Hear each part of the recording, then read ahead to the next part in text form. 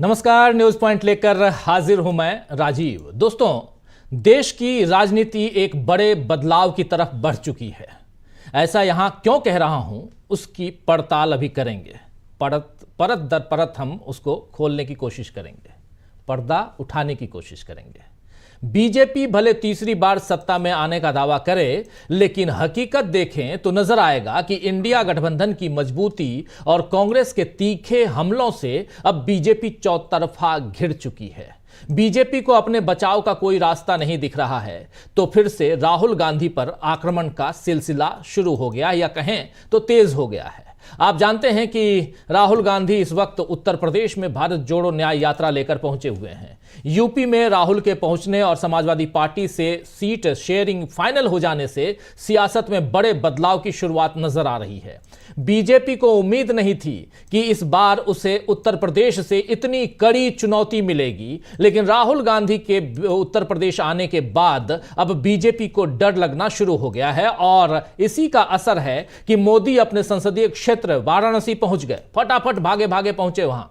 मोदी ने अपने क्षेत्र के लोगों से भी वही सारी गोल गोल बातें की जो वो हर जगह करते हैं, लेकिन इसके बाद भी कांग्रेस के हमलों से बीजेपी और खुद को अब मोदी बचा नहीं पा रहे हैं।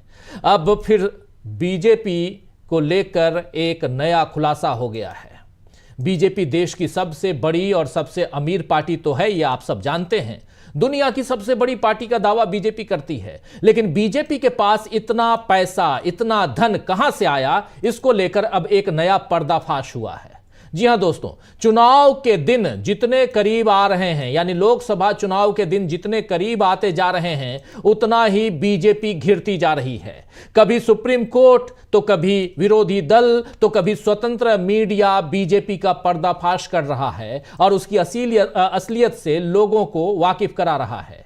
और ऐसी ही एक असलियत अभी सामने आई है, जिसके बाद कांग्रेस ने बीजेपी पर वसूली करने जैसा, हफ्ता वसूली करने जैसा गंभीर इल्जाम कांग्रेस ने बीजेपी पर लगा दिया है। आइए उस चर्चा को आगे बढ़ाएंगे। हफ्ता वसूली की बात यहां कैसे आ रही है, लेकिन उससे पहले राहुल गांधी के इस ट्वीट को देख लेते हैं कि राहुल गांधी ने क्या कुछ लिखा है। ये जरा ट्वीट देखते हैं, पहले इस ट्वीट को देखिए। राहुल गांधी यहां क्या कुछ लिख रहे हैं, देखिए। लिख रहे हैं कि क्या आपको प्रधानमंत्री की चंदा दो बेल और बिजनेस लो योजना के बारे में पता है? ये राहुल गांधी पूछ रहे हैं तमाम देशवासियों से कि क्या आपको प्रधानमंत्री की, यानी मोदी जी की चंदा दो और बिल और बिजनेस लो योजना के बारे में पता है? देश में प्रधानमंत्री वसूली भाई की तरह, हफ्ता वसूली वाले वसूली भाई की तरह ईडी, आईटी और सीबीआई का दुरुपयोग कर चंदे का धंधा कर रहे हैं। रिपोर्ट्स में सामने आया है कि वसूली एजेंट बन चुकी एजेंसियों की जांच में फंसी 30 कंपनियों ने भाजपा को जांच के दौरान 335 करोड़ रुपए चंदा दिया। चंदे का धंधा इतनी बेशर्मी से चल रहा है कि एमपी की एक डिस्टिलरी, यानी मध्य प्रदेश की एक डिस्टिलरी के मालिकों ने बेल मिलते ही भाजपा को चंदा दिया। मित्र की कंपनी को बेईमानी से फायदा और बाकियों के लिए अलग कायदा। सवाल कर रहे हैं राहुल गांधी कि मित्र की कंपनी को, जो उनका मित्र है, दोस्त है, उसकी कंपनी को बेईमानी से फायदा और बाकियों के लिए अलग का कायदा, यानी उनके लिए अलग नियम, इनके लिए अलग नियम। ये कहां से हो सकता है? मोदी राज में भाजपा को दिया अवैध चंदा और इलेक्टोरल बॉन्ड ही ईज ऑफ डूइंग बिजनेस की गारंटी है। प्रधानमंत्री ईज ऑफ डूइंग बिजनेस कहते थे ना, उसी ईज ऑफ डूइंग बिजनेस की बात यहां आखिरी लाइन में राहुल गांधी लिख रहे हैं और कह रहे हैं कि मोदी राज में भाजपा को दिया अवैध चंदा और इलेक्टोरल बॉन्ड ही, ये दोनों अवैध चंदा और इलेक्टोरल बॉन्ड ही ईज ऑफ डूइंग बिजनेस की गारंटी है। जो कहते हैं ना कि मोदी की गारंटी, तो ये क्या यही गारंटी है? ये यहां पर राहुल गांधी कह रहे हैं। दरअसल राहुल गांधी ने मोदी के ईज ऑफ डूइंग बिजनेस पर जबरदस्त प्रहार किया है। दोस्तों, आज जयराम रमेश, कांग्रेस महासचिव जयराम रमेश ने भी इस पर मीडिया से बात की है, बजाबते प्रेस कॉन्फ्रेंस करके। सुनिए जरा क्या कुछ कह रहे हैं जयराम रमेश।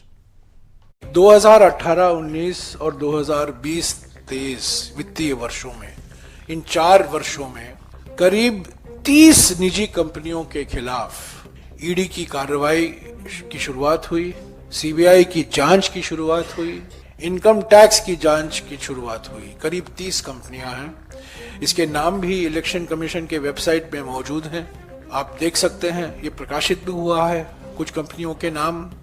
30 कंपनियां हैं जिनके खिलाफ ईडी, सीबीआई और इनकम टैक्स छोड़े गए हैं और इनसे इन 4 सालों में बीजेपी पार्टी को 335 करोड़ रुपया चंदा मिला है।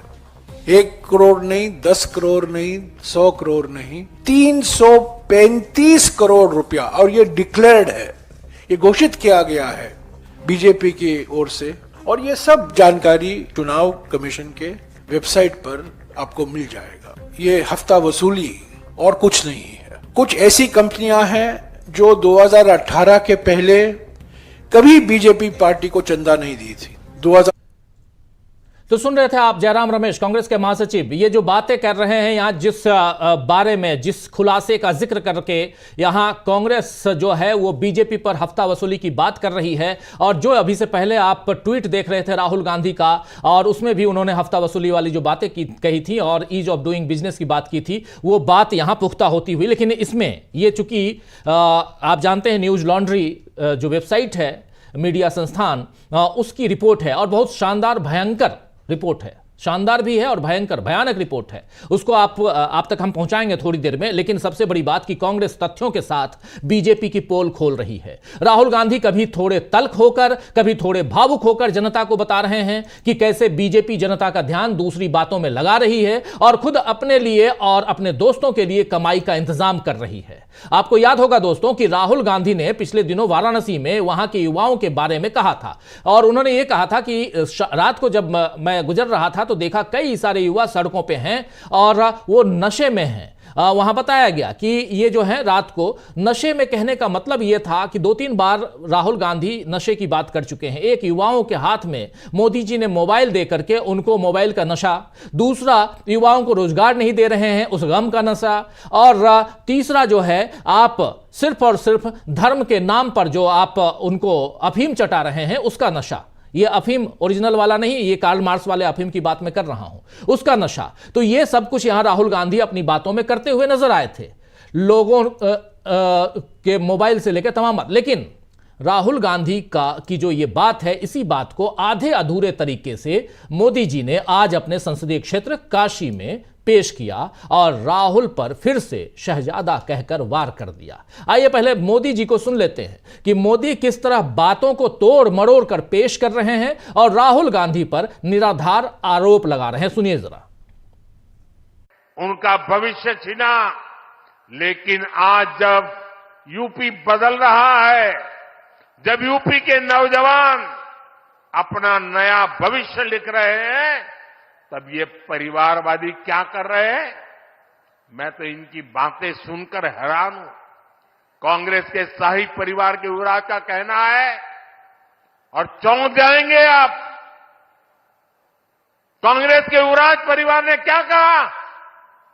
वो कह रहे हैं और काशी की धरती पर आके कह रहे हैं, काशी के नौजवान, यूपी के नौजवान नशेड़ी है। ये कैसी भाषा है भाई? मोदी को गाली देते देते तो इन्होंने 2 दशक बिता लिए, लेकिन अब ईश्वर रूपी जनता जनार्दन पर, यूपी के नौजवानों पर ही ये लोग अपनी फ्रस्ट्रेशन निकाल रहे हैं। जिनके अपने होश ठिकाने नहीं है, वो यूपी के मेरे काशी के बच्चों को नशेड़ी कह रहे हैं। अरे गौर परिवारवादियों, काशी का, यूपी का नौजवान तो विकसित यूपी बनाने में जुटा है, अपना समृद्ध भविष्य लिखने के लिए परिश्रम की पराकाष्ठा कर रहा है। इंडी गठबंधन द्वारा यूपी के नौजवानों का पान कोई नहीं भूलेगा। तो एक हताश मोदी की ये भाषण आपने सुन लिया। मोदी कह रहे हैं कि जो खुद होश में नहीं है वो दूसरों को नशे में बता रहे हैं। राहुल गांधी को शहजादा और गांधी परिवार को कांग्रेस का शाही परिवार कहकर मोदी ने अपनी घबराहट खुद ही इस भाषण में जाहिर कर दी कि उन्हें आज अगर सबसे ज्यादा किसी से डर लग रहा है तो वो राहुल गांधी हैं। अपने संसदीय क्षेत्र काशी के युवाओं के लिए मोदी कह रहे हैं कि वो मेहनत कर रहे हैं, मगर क्या मोदी ये बताएंगे कि इस मेहनत के बावजूद उन्हें यानी युवाओं को क्या मिल रहा है? उत्तर प्रदेश में पेपर लीक का मामला इस वक्त गर्म है। बेरोजगार छात्र नौकरी के लिए डिप्टी सीएम केशव प्रसाद मौर्य के घर पहुंचे तो उन्हें लाठियों की बरसात झेलनी पड़ी। पुलिस ने डंडे मारे। लखनऊ और प्रयागराज में बेरोजगार छात्र प्रदर्शन कर रहे हैं, लेकिन मोदी इस पर जवाब देने की जगह राहुल गांधी की बात को गलत तरीके से पेश कर रहे हैं। मोदी का वाराणसी पहुंचना इस बात का प्रमाण है कि राहुल गांधी की भारत जोड़ो न्याय यात्रा के असर से उन्हें अब डर लग रहा है और अब तो इंडिया गठबंधन के सारे दल एक साथ बीजेपी के सामने खड़े हो चुके हैं। आपने देखा कि समाजवादी पार्टी के साथ कांग्रेस की सीट शेयरिंग यानी सीटों का बंटवारा हो चुका है और आपके साथ यानी आम आदमी पार्टी के साथ भी सीटों का बंटवारा फाइनल हो चुका है। इधर शरद पवार और उद्धव ठाकरे से राहुल की बात हो गई है। टीएमसी यानी तृणमूल कांग्रेस पार्टी जो है उससे भी सीट शेयरिंग फाइनल हो रही है और डीएमके से भी सीट शेयरिंग फाइनल है। इंडिया गठबंधन की चुनावी रणनीति लगभग तैयार है और बीजेपी इसी बात से डरी हुई है क्योंकि उसके हिसाब से तो इंडिया गठबंधन में दरारें ही दरारें हैं। मगर यहां तो जीत का मजबूत जोड़ दिखाई दे रहा है जिस पर बीजेपी का कोई वार काम नहीं कर रहा है और इसीलिए बीजेपी अब धमकाने पर उतर आई है। यह आरोप आज आम आदमी पार्टी के नेताओं ने प्रेस कॉन्फ्रेंस करके बीजेपी पर लगाई है। आइए जरा इस आरोप को सुन लेते हैं। आतिशी को सुनते हैं क्या कुछ कह रही हैं, कैसे बीजेपी आम आदमी पार्टी के नेताओं को, केजरीवाल को धमका रही है, डरा रही है। सुनिए। हम सब देख रहे हैं कि पिछले 2-2.5 महीने से एक एक करके अब 7 बार अरविंद केजरीवाल जी को ईडी का नोटिस आ चुका है। लेकिन अब भारतीय जनता पार्टी शासित केंद्र सरकार को समझ में आ गया है कि वो ईडी के माध्यम से अरविंद केजरीवाल जी को गिरफ्तार नहीं कर पा रहे हैं। तो अब भारतीय जनता पार्टी शासित केंद्र सरकार सीबीआई को सामने लेके आ रही है और अब सीबीआई के माध्यम से अरविंद केजरीवाल जी को अरेस्ट करने की कोशिश करने वाली है। हमारे पास विश्वसनीय सूत्रों से ये खबर है कि सेक्शन 41A सीआरपीसी में सीबीआई का नोटिस या तो आज या तो मंडे को अरविंद केजरीवाल जी को आएगा और उस नोटिस के बाद अरविंद केजरीवाल जी को गिरफ्तार कर लिया जाएगा सीबीआई के द्वारा। और एक बार सीबीआई ने गिरफ्तार कर लिया तो जैसे मनीष सिसोदिया जी को, विजय नायर जी को सीबीआई की गिरफ्तारी के बाद कुछ ही दिनों में ईडी द्वारा भी गिरफ्तार कर लिया जाता है। हमें बार बार एक ही संदेश आ रहा है कि कांग्रेस के साथ अलायंस मत करो, सीट शेयरिंग मत करो, इंडिया अलायंस से दूर हट जाओ, वरना अरविंद केजरीवाल जी को सीबीआई द्वारा आने वाले कुछ ही दिनों में गिरफ्तार कर लिया जाएगा। लेकिन मैं भारतीय जनता पार्टी से सिर्फ एक ही चीज कहना चाहती हूं। तो आखिरी सेंटेंस आपने सुन लिया कि हमें बार बार कहा जा रहा है कि इंडिया गठबंधन से या कांग्रेस पार्टी से समझौता मत करो। यह बहुत बड़ी बात, यहां ये एक चेतावनी और चेतावनी के साथ डराने की बात। लेकिन ये तमाम इंडिया गठबंधन के नेता साफ दिखाई दे रहे हैं कि यहां इन लोगों ने भी शायद अब डर पर जीत हासिल कर ली है। लेकिन दूसरी तरफ मतलब साफ है कि बीजेपी अब साम दाम दंड भेद सबका इस्तेमाल कर रही है। कांग्रेस और इंडिया गठबंधन के साथ बीजेपी को इस वक्त किसान भी बड़ी चुनौती दे रहे हैं। आज किसानों ने शुभकरण सिंह की मौत, आप जानते हैं कि 23 साल का एक युवा किसान, उसकी हत्या हो गई गोली लगने से और उसके कारण आज किसानों ने काला दिवस मनाया। जरा सोचिए कि जिस देश के किसान काला दिवस मनाने को मजबूर हो जाए, क्या वहां की सरकार के मुखिया को अच्छे दिनों का दावा करने का हक है?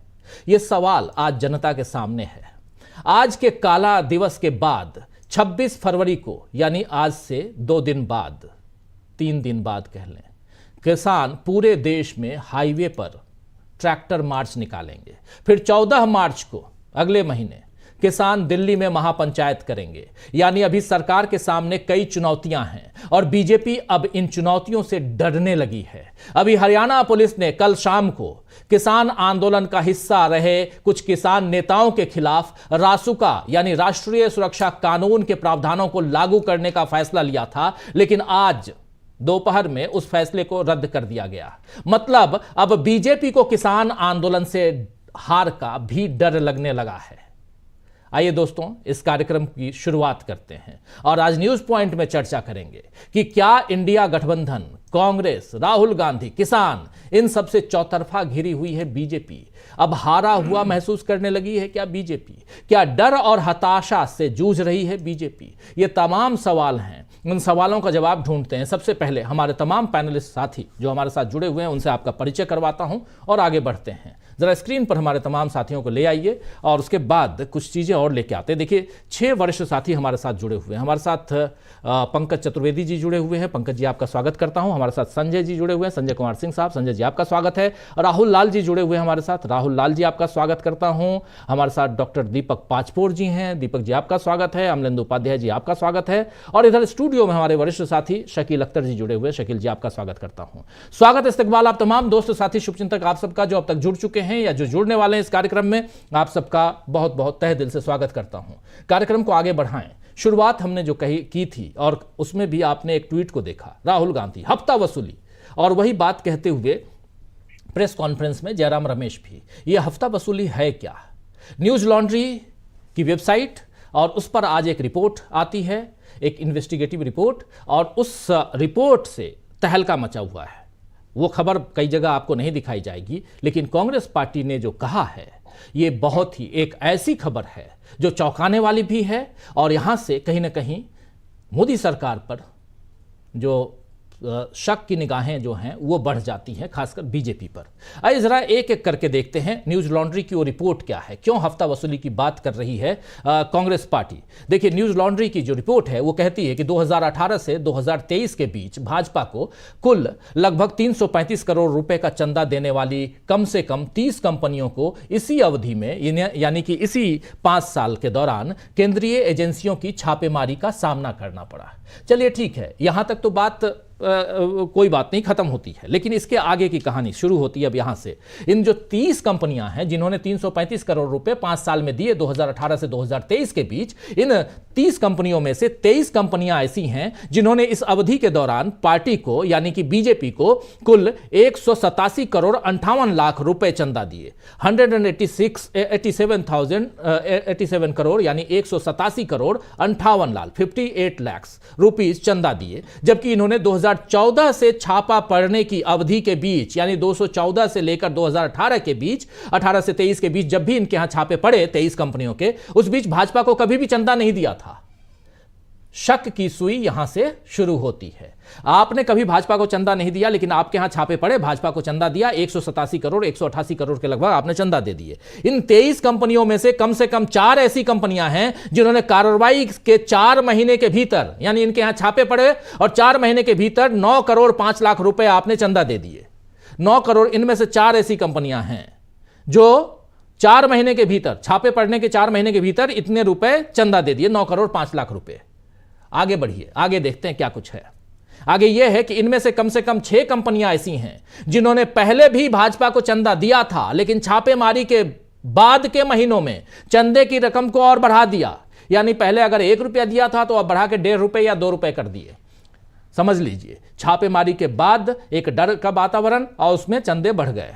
6 अन्य कंपनियां हैं, जो 30 कंपनियां, उसमें से 6 अन्य ऐसी कंपनियां हैं जिन्होंने कुछ साल पहले भाजपा को चंदा दिया था, लेकिन 1 साल चंदा रोक दिया और चंदा रोकते ही उन्हें केंद्रीय एजेंसियों की कार्रवाई का सामना करना पड़ा।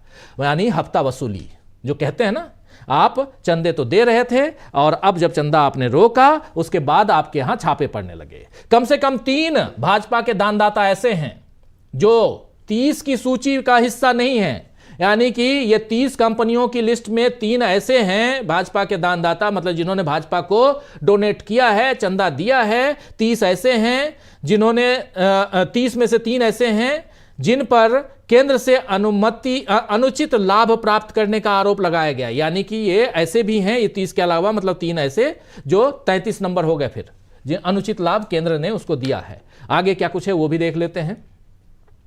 इसी अवधि यानी कि 5 साल में 2018 से 2023 के बीच कुल 32 कंपनियों में से केवल 3 ने कांग्रेस को चंदा दिया। कुल 32 कंपनियों में से इसी 5 साल में से लेकिन मात्र 3 हैं जिन्होंने कांग्रेस को चंदा दिया। यह है पूरा का पूरा न्यूज लॉन्ड्री की जो रिपोर्ट है, वो दास्तां आपके सामने है। अब जरा चलते हैं स्क्रीन पे, आइए हमारे तमाम साथियों को लेकर आइए और यहां से बात की अब शुरुआत करते हैं। सबसे पहले शकील अख्तर जी, चूंकि आप उस प्रेस कॉन्फ्रेंस में थे, कांग्रेस के तेवर बता रहे थे कि वो अब उसके हाथ में एक बहुत बड़ी चीज मिल गई है, लग गई है, और लेकिन कहीं भी ये खबर नहीं है। थोड़ी बहुत प्रेस कॉन्फ्रेंस दिखा दी गई, उसके बाद कुछ नहीं। क्या कुछ है कांग्रेस के हिसाब से? कांग्रेस इस मुद्दे को कहां तक लेके जा रही है और ये मामला बहुत आगे तक जाता हुआ दिखाई देता है क्या? बिल्कुल, ये मामला बहुत आगे तक जाएगा। गोदी मीडिया इसे दिखाए या न दिखाए, कांग्रेस ने आज एक बड़ा सीधा सवाल पूछा है। उसने कहा है कि आप हमारे 10 साल के कार्यकाल पर तो श्वेत पत्र ला रहे हैं, ले आए हैं, मगर इस हफ्ता वसूली पर श्वेत पत्र कब लाएंगे? उसने बड़ा सीधा सवाल किया है कि क्या ये जो केंद्रीय एजेंसियां हैं, ये जो जांच एजेंसियां हैं, ये अब भाजपा की एजेंसियां बन गई हैं? और उसने जो तथ्य पेश किए हैं आज जयराम रमेश ने, कल हालांकि उन्होंने इसका कुछ हिस्सा बता दिया था जब अजय माकन और के सी वेणुगोपाल की प्रेस कॉन्फ्रेंस थी, लेकिन उन्होंने कहा था कि मैं 1-2 दिन में इसके ऊपर फुल प्रेस कॉन्फ्रेंस करने वाला हूं, और वो आज उन्होंने करी है पूरे तथ्यों के साथ में। न्यूज़ लॉन्ड्री ने जो खुलासा किया था उसको और आगे बढ़ाते हुए, अब इसमें जो सबसे महत्वपूर्ण बात है वो ये है कि जब इलेक्टोरल बॉन्ड असंवैधानिक घोषित हो चुके हैं सुप्रीम कोर्ट के द्वारा जी, उसके बाद ये चुनावी चंदा जो है ये और ज़्यादा खतरनाक ट्रेंड बताने वाला है। वो भी कानूनी नहीं था, राहुल ने पहले ही बोल दिया था जी। कि ये जो है ये भी रिश्वतखोरी का एक तरीका है। और आज ये तो बड़े खुलेआम है कि जिन कंपनियों ने आपको चंदा नहीं दिया उनके यहाँ आपने ईडी पहुंचा दी। 2018 से कार्रवाई शुरू हुई थी और 2023 तक चलती रही। 30 कंपनियों के पास ईडी गई, काहे के लिए? छापामारी नहीं गई, इनकम टैक्स वाले गए, सीबीआई गई। वो सिर्फ ये डर दिखाने गए थे कि अगर तुम पैसा दे दोगे, पैसा किसको? बीजेपी को जी। तो इसका मतलब ये हुआ कि ये एजेंसियां जो हैं अब केंद्र सरकार के लिए काम करने के बदले बीजेपी के लिए काम कर रही हैं। ये एक बहुत ही खतरनाक ट्रेंड है। और जैसा कि जयराम रमेश ने बताया कि इसमें से वो कंपनियां भी शामिल थी जो कभी भी बीजेपी को चंदा देती नहीं थी जी। तो जब बीजेपी को चंदा देती नहीं थी, एक हर कंपनी का अपना एक रुझान होता है और वो स्वतंत्र हैं कि वो किसको पैसा दें किसको न दें, तो वो पैसा देती नहीं थी, मगर छापों की डर की वजह से उन्हें बीजेपी को पैसा देना पड़ा। और ये जो है आज की तारीख में इसलिए बहुत इम्पॉर्टेंट है कि सुप्रीम कोर्ट ने साफ साफ कहा है कि वो इलेक्टोरल बॉन्ड का जो सारा का सारा दस्तावेज है वो चुनाव आयोग को सामने रखना पड़ेगा। चुनाव आयोग को उसको अपनी वेबसाइट पे डालना पड़ेगा, उसे सार्वजनिक करना पड़ेगा। वो होगा या नहीं होगा कहना अभी बहुत मुश्किल है। क्यों? क्योंकि सरकार का बहुत बड़ा दबाव है। आपने देखा होगा कि प्रधानमंत्री मोदी ने खुद ये बोला था कि आज की तारीख में तो सुदामा जो है उसके ऊपर भी कैमरे लग जाएंगे जी। अप्रत्यक्ष रूप से उन्होंने इलेक्टोरल बॉन्ड के मामले को लेकर सुप्रीम कोर्ट में बड़ी सख्त टिप्पणी करी थी, जो टिप्पणियां आमतौर पर राजनीतिक दल नहीं करते हैं और प्रधानमंत्री जैसे उच्च पद पर बैठा हुआ व्यक्ति तो कभी करता ही नहीं है। इसका मतलब क्या निकाला गया था कि वो सुप्रीम कोर्ट पर दबाव डाल रहे हैं। लेकिन ये अच्छी बात है कि सुप्रीम कोर्ट उस दबाव में नहीं आया था और उसके ठीक बाद ही उसने चंडीगढ़ के मेयर पे एक और ऐतिहासिक फैसला दे दिया, जिसमें उसने उस चुनाव को रद्द नहीं किया, उस चुनाव के नतीजों को बदल दिया। वो एक बहुत बड़ा फैसला माना जाता है कि चुनाव के नतीजों को बदल के उसने कहा कि आम आदमी पार्टी का उम्मीदवार वहाँ जीत गया है। जी। तो ये जो आज कांग्रेस ने कहा है कि आप हमें ये बताइए कि ये चंदा कहाँ से मिला, ये 350-400 करोड़ रुपया जो है, इस चंदे का स्रोत क्या है ये बताइए और उस पर एक कागज़ पे श्वेत पत्र निकाल कर आप लाइए। दूसरी बात जो बहुत ख़ास है वो ये है कि जब चुनाव बिल्कुल नज़दीक आ गए हैं, चुनाव की घोषणा 15-20 दिन के अंदर होने वाली है, तो आप कांग्रेस के जितने भी रिसोर्सेज हैं उनको बंद कर रहे हैं।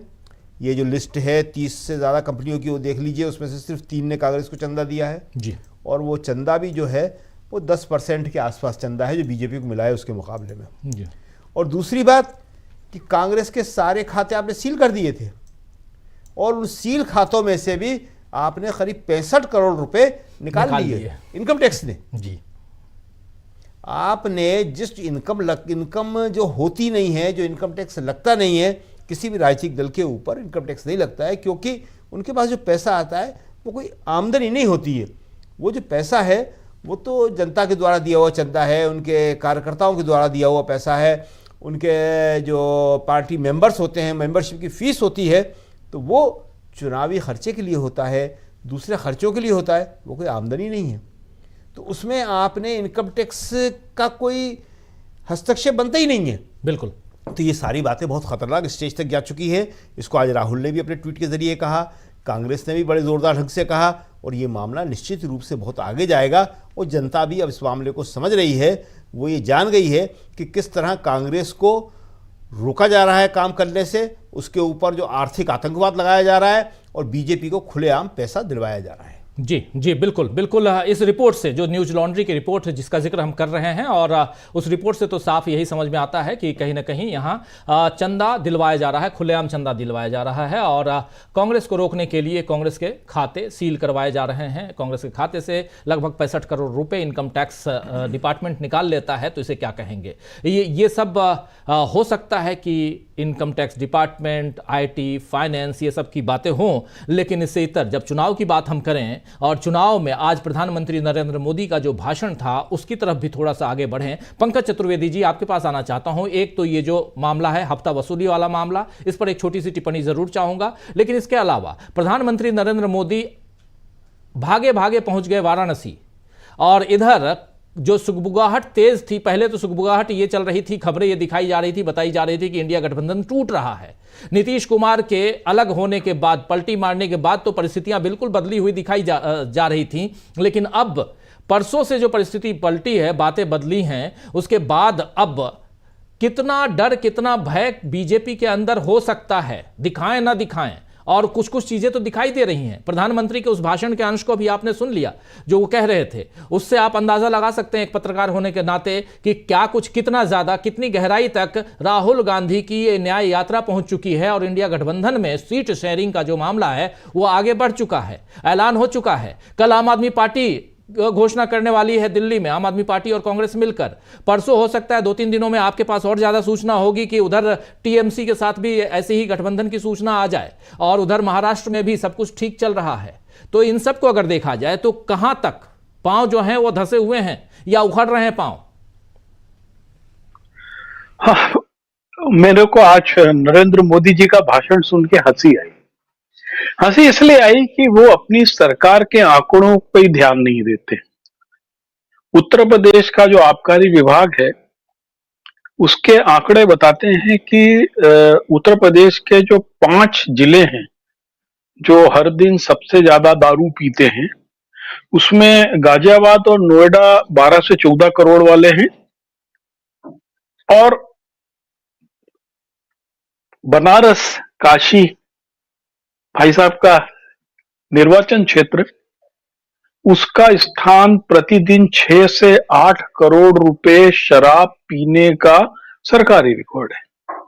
और सरकारी कितनी आती है ये नहीं मालूम है। और सबसे बड़ी चीज है, आंकड़ा सिर्फ शराब का है। बनारस में सबसे ज्यादा भांग के ठेके हैं, भांग भी उठती है। काश मोदी जी ने ये आंकड़ों को ध्यान दिया होता और उसे चिंता व्यक्त की होती कि काशी शरीफ के पवित्र शहर में लगातार शराब पीने वालों की संख्या क्यों बढ़ रही है। काशी में तो जो टूरिस्ट आते हैं वो टूरिस्ट नहीं होते हैं, वो तो दर्शनार्थी होते हैं। और अपन उम्मीद नहीं करते हैं कि बाहर से आने वाला दर्शनार्थी जो काशी विश्वनाथ के दर्शन करेगा वो दारू पिएगा। जाहिर है यदि 6 से 8 करोड़ रुपए की शराब उस शहर में पी जा रही है और उसको पीने वालों की संख्याओं में कोई युवा हैं, तो ये मोदी जी शरीर के व्यक्ति के लिए चिंता का विषय होना चाहिए, ना कि लफाजी का।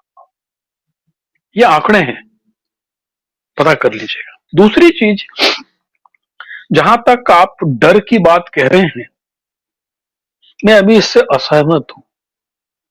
हालांकि आप याद करें कि भारतीय जनता पार्टी वित्तीय अनियमितताओं में लगातार फंसती चली जा रही है। राफेल से जैसे तैसे निकले थे।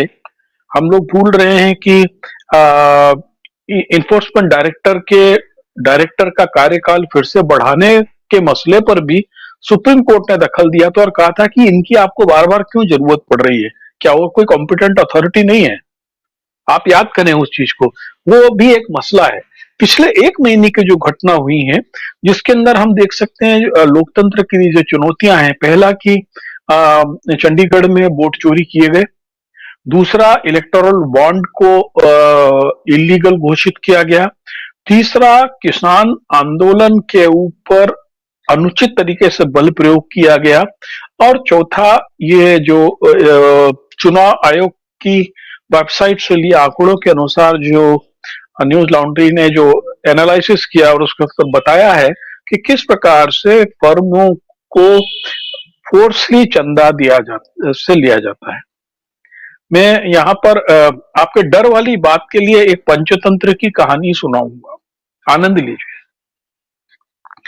एक साधु थे, वो जंगल में रहते थे और कंदमूल खाते थे, थोड़ा बहुत 1-2 कपड़े होते थे। तो अचानक उनकी जो कुटिया थी उसके अंदर चूहे बढ़ गए और चूहे बड़े परेशान करते थे। तो जो साधु थे उन्होंने क्या किया कि अपना खाने पीने का, कपड़े का सामान एक टोकरी में रखा और अपनी झोपड़ी का जो सबसे ऊपर वाला हिस्सा था उस पर उसको बांध दिया, इस उम्मीद से कि अब शायद चूहे वहां तक नहीं पहुंचेंगे। एक युवा शिष्य भी उनके साथ आके रहने लगा था। तो वो उससे बात कर रहे थे, यार चूहे बहुत परेशान कर रहे हैं। वो संत व्यक्ति थे, उन्होंने बोला इनको मारना वारना नहीं है, ये भी एक जीव है। तो उस युवा शिष्य ने रात में देखा कि चूहे इतने ताकतवर है कि वो जमीन से कूदते हैं और कूद के ऊपर जो टांड है जिसके ऊपर टोकरी में सामान रखा हुआ वहां तक पहुंच के खा लेते हैं। सुबह उन्होंने अपने गुरु को बोला कि महाराज ये कुछ सामान्य घटना नहीं है चूहों का इतना ऊपर कूदना। बोले हाँ है तो नहीं, लेकिन क्या किया जाए, परेशान तो कर ही रहे। तो शिष्य ने देखा कि चूहे जाते कहां पर हैं। चूहे जहां पर गए, जहां उनका बिल था, शिष्य ने फावड़ा लेके उसकी खुदाई की और वहां पर देखा कि एक सोने के सिक्कों से भरी हड़िया गड़ी हुई थी। शिष्य ने उस सोने से वाली हड़िया को निकाला और राज दरबार को पहुंचा दिया कि हमारे तो कोई काम का नहीं है। अगले दिन देखते हैं कि चूहों ने की जो कूद थी वो 1 फीट की भी नहीं रह गई थी, ऊपर तक जाना तो ठीक है। तो ये जो चूहों की कूद है ना, जब तक इनके पास में धन है, आप किसी प्रदेश में जाके देखिए, मध्य प्रदेश में, उत्तर प्रदेश में, वहां पर छोटी छोटी जगहों पर कार्यकर्ताओं को खेल क्लब, भजन क्लब के नाम पर पैसा बांटा जाता है। हर कार्यकर्ता को नगर पालिका, ग्राम पंचायत स्तर पर कोई ठेके दे दिए जाते हैं जिसमें कोई काम ही नहीं होता है। अकूत दौलत है। जो भवन बने हुए हैं भारतीय जनता पार्टी के, जो कार्यालय हैं, उनको आप देख लीजिए वो पैसा कहां से आ रहा है।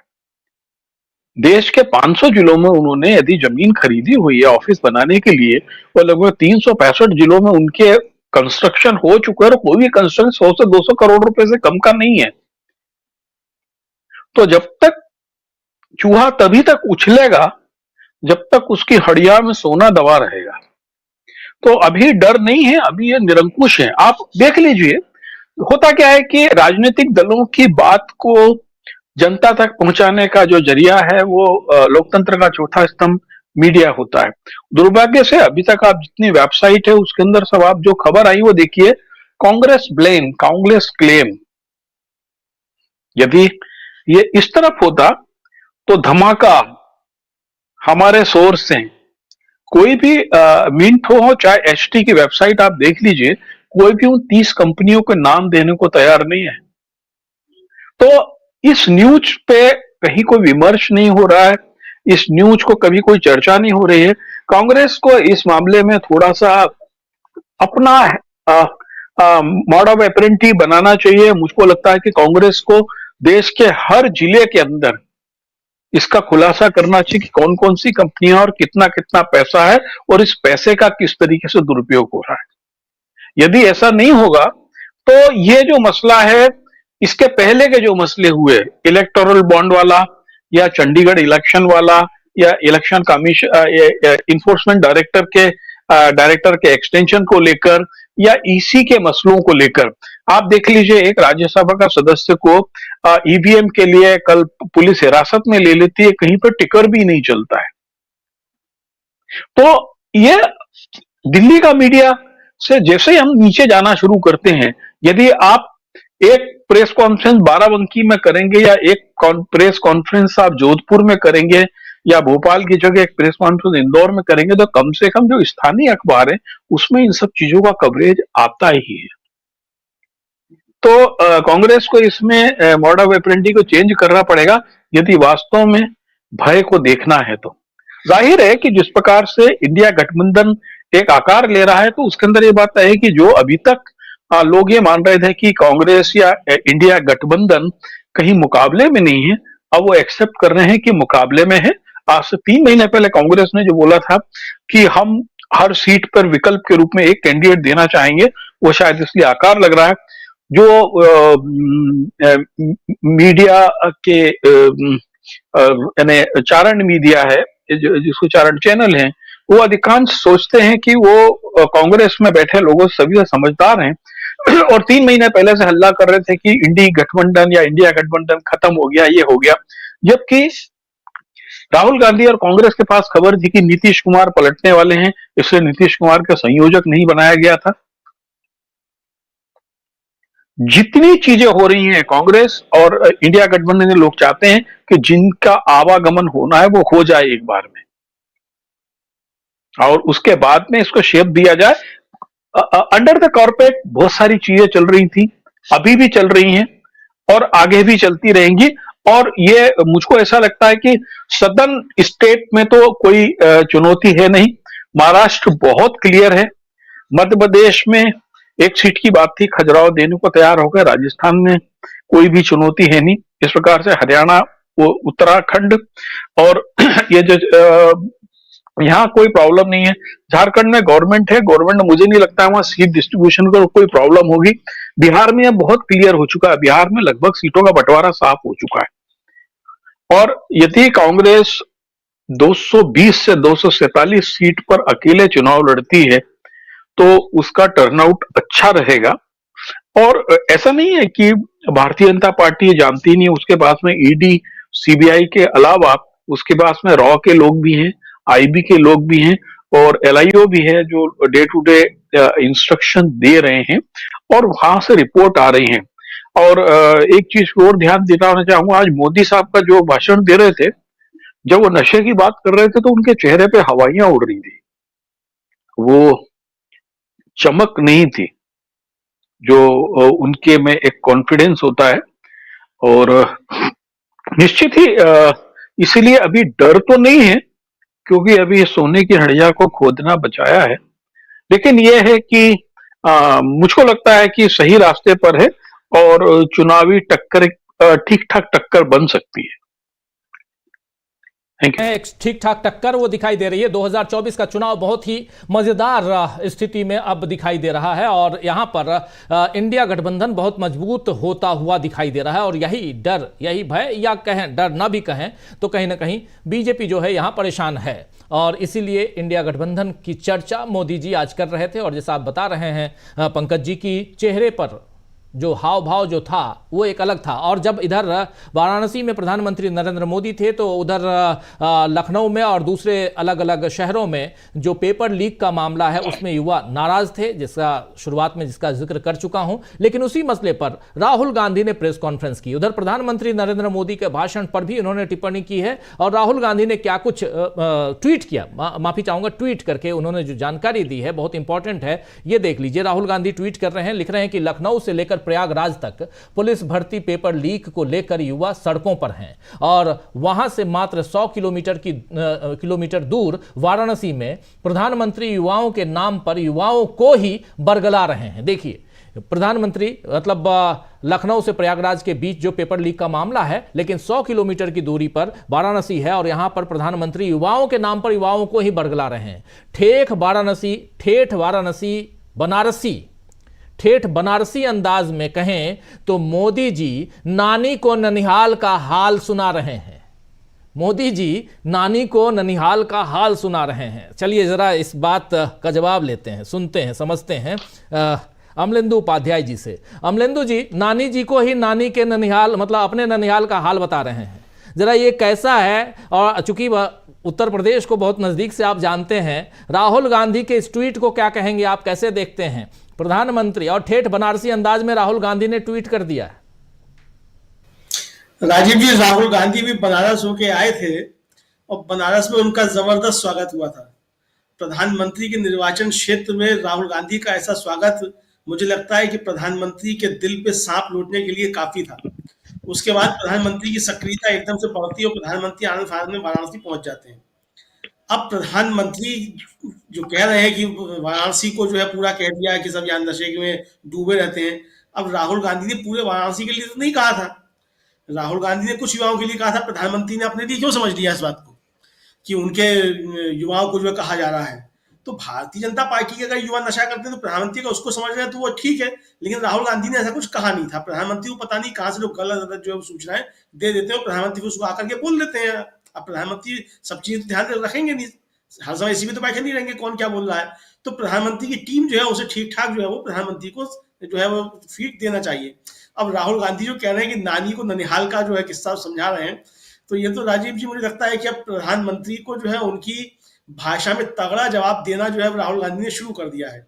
चुनाव आते आते बहुत दिलचस्प मुकाबला जो है वो अब देखने को मिलेगा कि प्रधानमंत्री को किस तरीके के जवाब दिए जाते हैं। उत्तर प्रदेश में राजीव जी जो बड़े शराब के व्यापारी जो चंद हैं, उनमें एक जवाहर जायसवाल हैं जो कि सांसद रह चुके हैं, समाजवादी पार्टी से हालांकि सांसद रह चुके हैं। प्रधानमंत्री को मालूम हो कि वो जवाहर जायसवाल जो हैं वो बनारस के ही रहने वाले हैं। तो ये प्रधानमंत्री को मालूम नहीं है कि उत्तर प्रदेश के सबसे बड़े शराब के ठेकेदारों में एक जवाहर जायसवाल जो वाराणसी के रहने वाले हैं, बनारस में रहते हैं। तो अब राहुल गांधी क्या कह रहे हैं क्या नहीं कह रहे हैं वो तो छोड़ दी, लेकिन ये क्या है? तो प्रधानमंत्री जिस तरीके की बातें कर रहे हैं तो इससे लगता है राजीव जी की प्रधानमंत्री के भी अब हाथ पैर जो है वो एकदम फूलने से लगे हैं। तो प्रधानमंत्री जिस भाषा में बात कर रहे हैं, अब बताइए आधी रात में प्रधानमंत्री पहुंच गए बनारस की सड़कों पे और सारा जो है सड़कें खाली करा दी और अकेले टहलने लगे।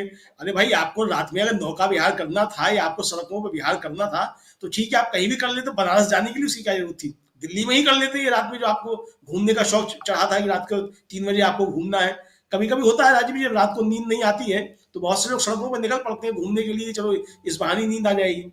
तो प्रधानमंत्री जो है वो नींद में जग गए थे या नींद नहीं आ रही थी, वो उनका मसला है, क्या था क्या नहीं था। लेकिन जिस तरीके से योगी जी को जो दूर दूर चला रहे थे वो बड़ा जो है ठीक नहीं लगा। मतलब उत्तर प्रदेश का मुख्यमंत्री और वो भी संत महात्मा जो है आप उसको इस तरीके से कर रहे हैं। तो ये जिस तरीके से अब चुनौतियां दी जा रही है, अब जो मसला आया खासतौर से ये वसूली वाला जो आया, उसको राहुल गांधी ने भी जो कहा है वो क्या मुनाफा वसूली और वसूली कंपनी, मतलब आप देखिए किस तरीके से सरकारी एजेंसियां जो हैं वो एक वसूली गैंग की तरीके से काम कर रही है। न्यूज लॉन्ड्री की रिपोर्ट ये बताती है, यही बात जो है वो कांग्रेस इस बात को कह रही है और दल भी कहेंगे। कांग्रेस के पास चूंकि सूचना पहले आई थी, कांग्रेस पहले इस बात को कह रही है, बाकी दल भी इस बात को कहेंगे।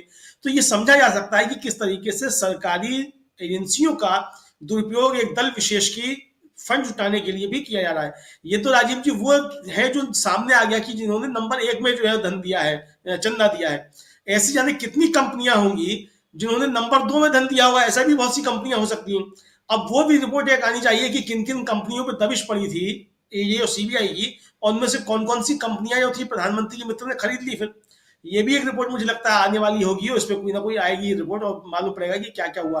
तो मुझे लगता है राजीव जी की जितने बड़े स्तर पे आर्थिक अपराध इस सरकार के संरक्षण में हो रहे हैं, 70 सालों में इस तरीके के आर्थिक अपराध नहीं हुए हैं अभी तक, और इस तरह की कोई चीजें नहीं आई।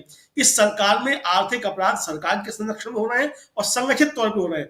डॉक्टर मनमोहन सिंह ने जो नोटबंदी को कहा था कि ये संगठित अपराध है, निश्चित तौर पे वो संगठित अपराध ही एक तरीके से है, और देश की जनता के साथ में ये सरकार जब बदलेगी, इसकी तमाम जब जांचें होंगी राजीव जी, तब पता नहीं कौन कौन से घोटाले सामने निकल करके आएंगे। बहुत सारी चीजें, बहुत सारी बातें जो है निकल के आएंगी। जैसा पंकज जी कह रहे थे कि अभी जो घड़ा है सोने के सिक्कों वाला वो है, वो जिस दिन निकल के आ जाएगा शायद बहुत सारी चीजें सामने आ जाएंगी।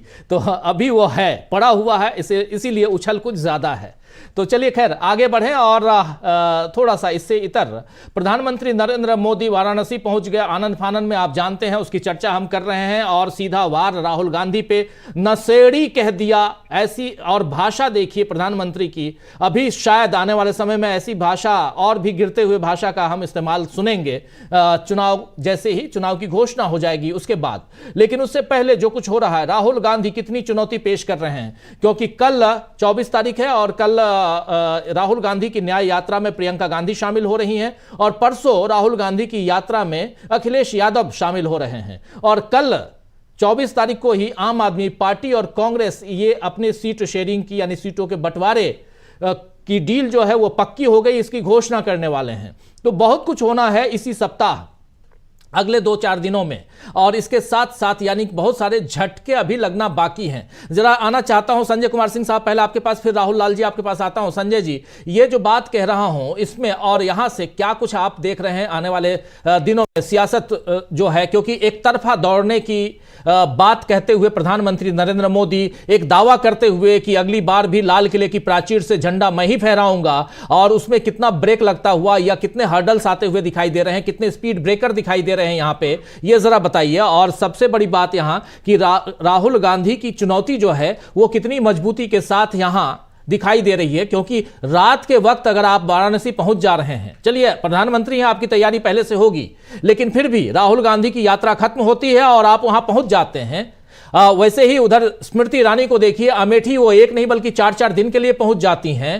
तो डर तो है, और उत्तर प्रदेश में जो एक तरफा उत्तर प्रदेश को बनाने की कोशिश या यहां बताने की कोशिश हो रही थी कि 80 की 80 सीटें तो हम ही लेके आ रहे हैं, वो इन चीजों से अगर इसकी समीक्षा कीजिए ढंग से तो साफ दिखाई नहीं देता कि नहीं इतना आसान नहीं है। क्या संजय कुमार सिंह साहब? नहीं, बिल्कुल आसान नहीं है, और ये तो बहुत स्पष्ट है कि आसान नहीं है। और जो इनका तेवर है 370 पार और ये वो इसलिए है कि जैसे ही जनता को लगने लगेगा कि हार रही है, हार भी सकते हैं, तैसे ही घोटाले सामने आने लगेंगे।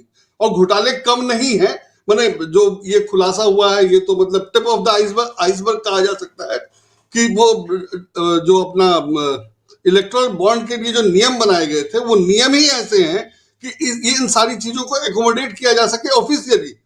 जैसे उसमें एक सबसे खास बात है कि वो कंपनी भी दान दे सकती है, चंदा दे सकती है जो घाटे में है। अब ये कानून ऐसा बनाने की क्या जरूरत है? जो घाटे में हो दान क्यों देगा? आप उससे लेंगे भी क्यों, उससे अपेक्षा भी क्यों करेंगे?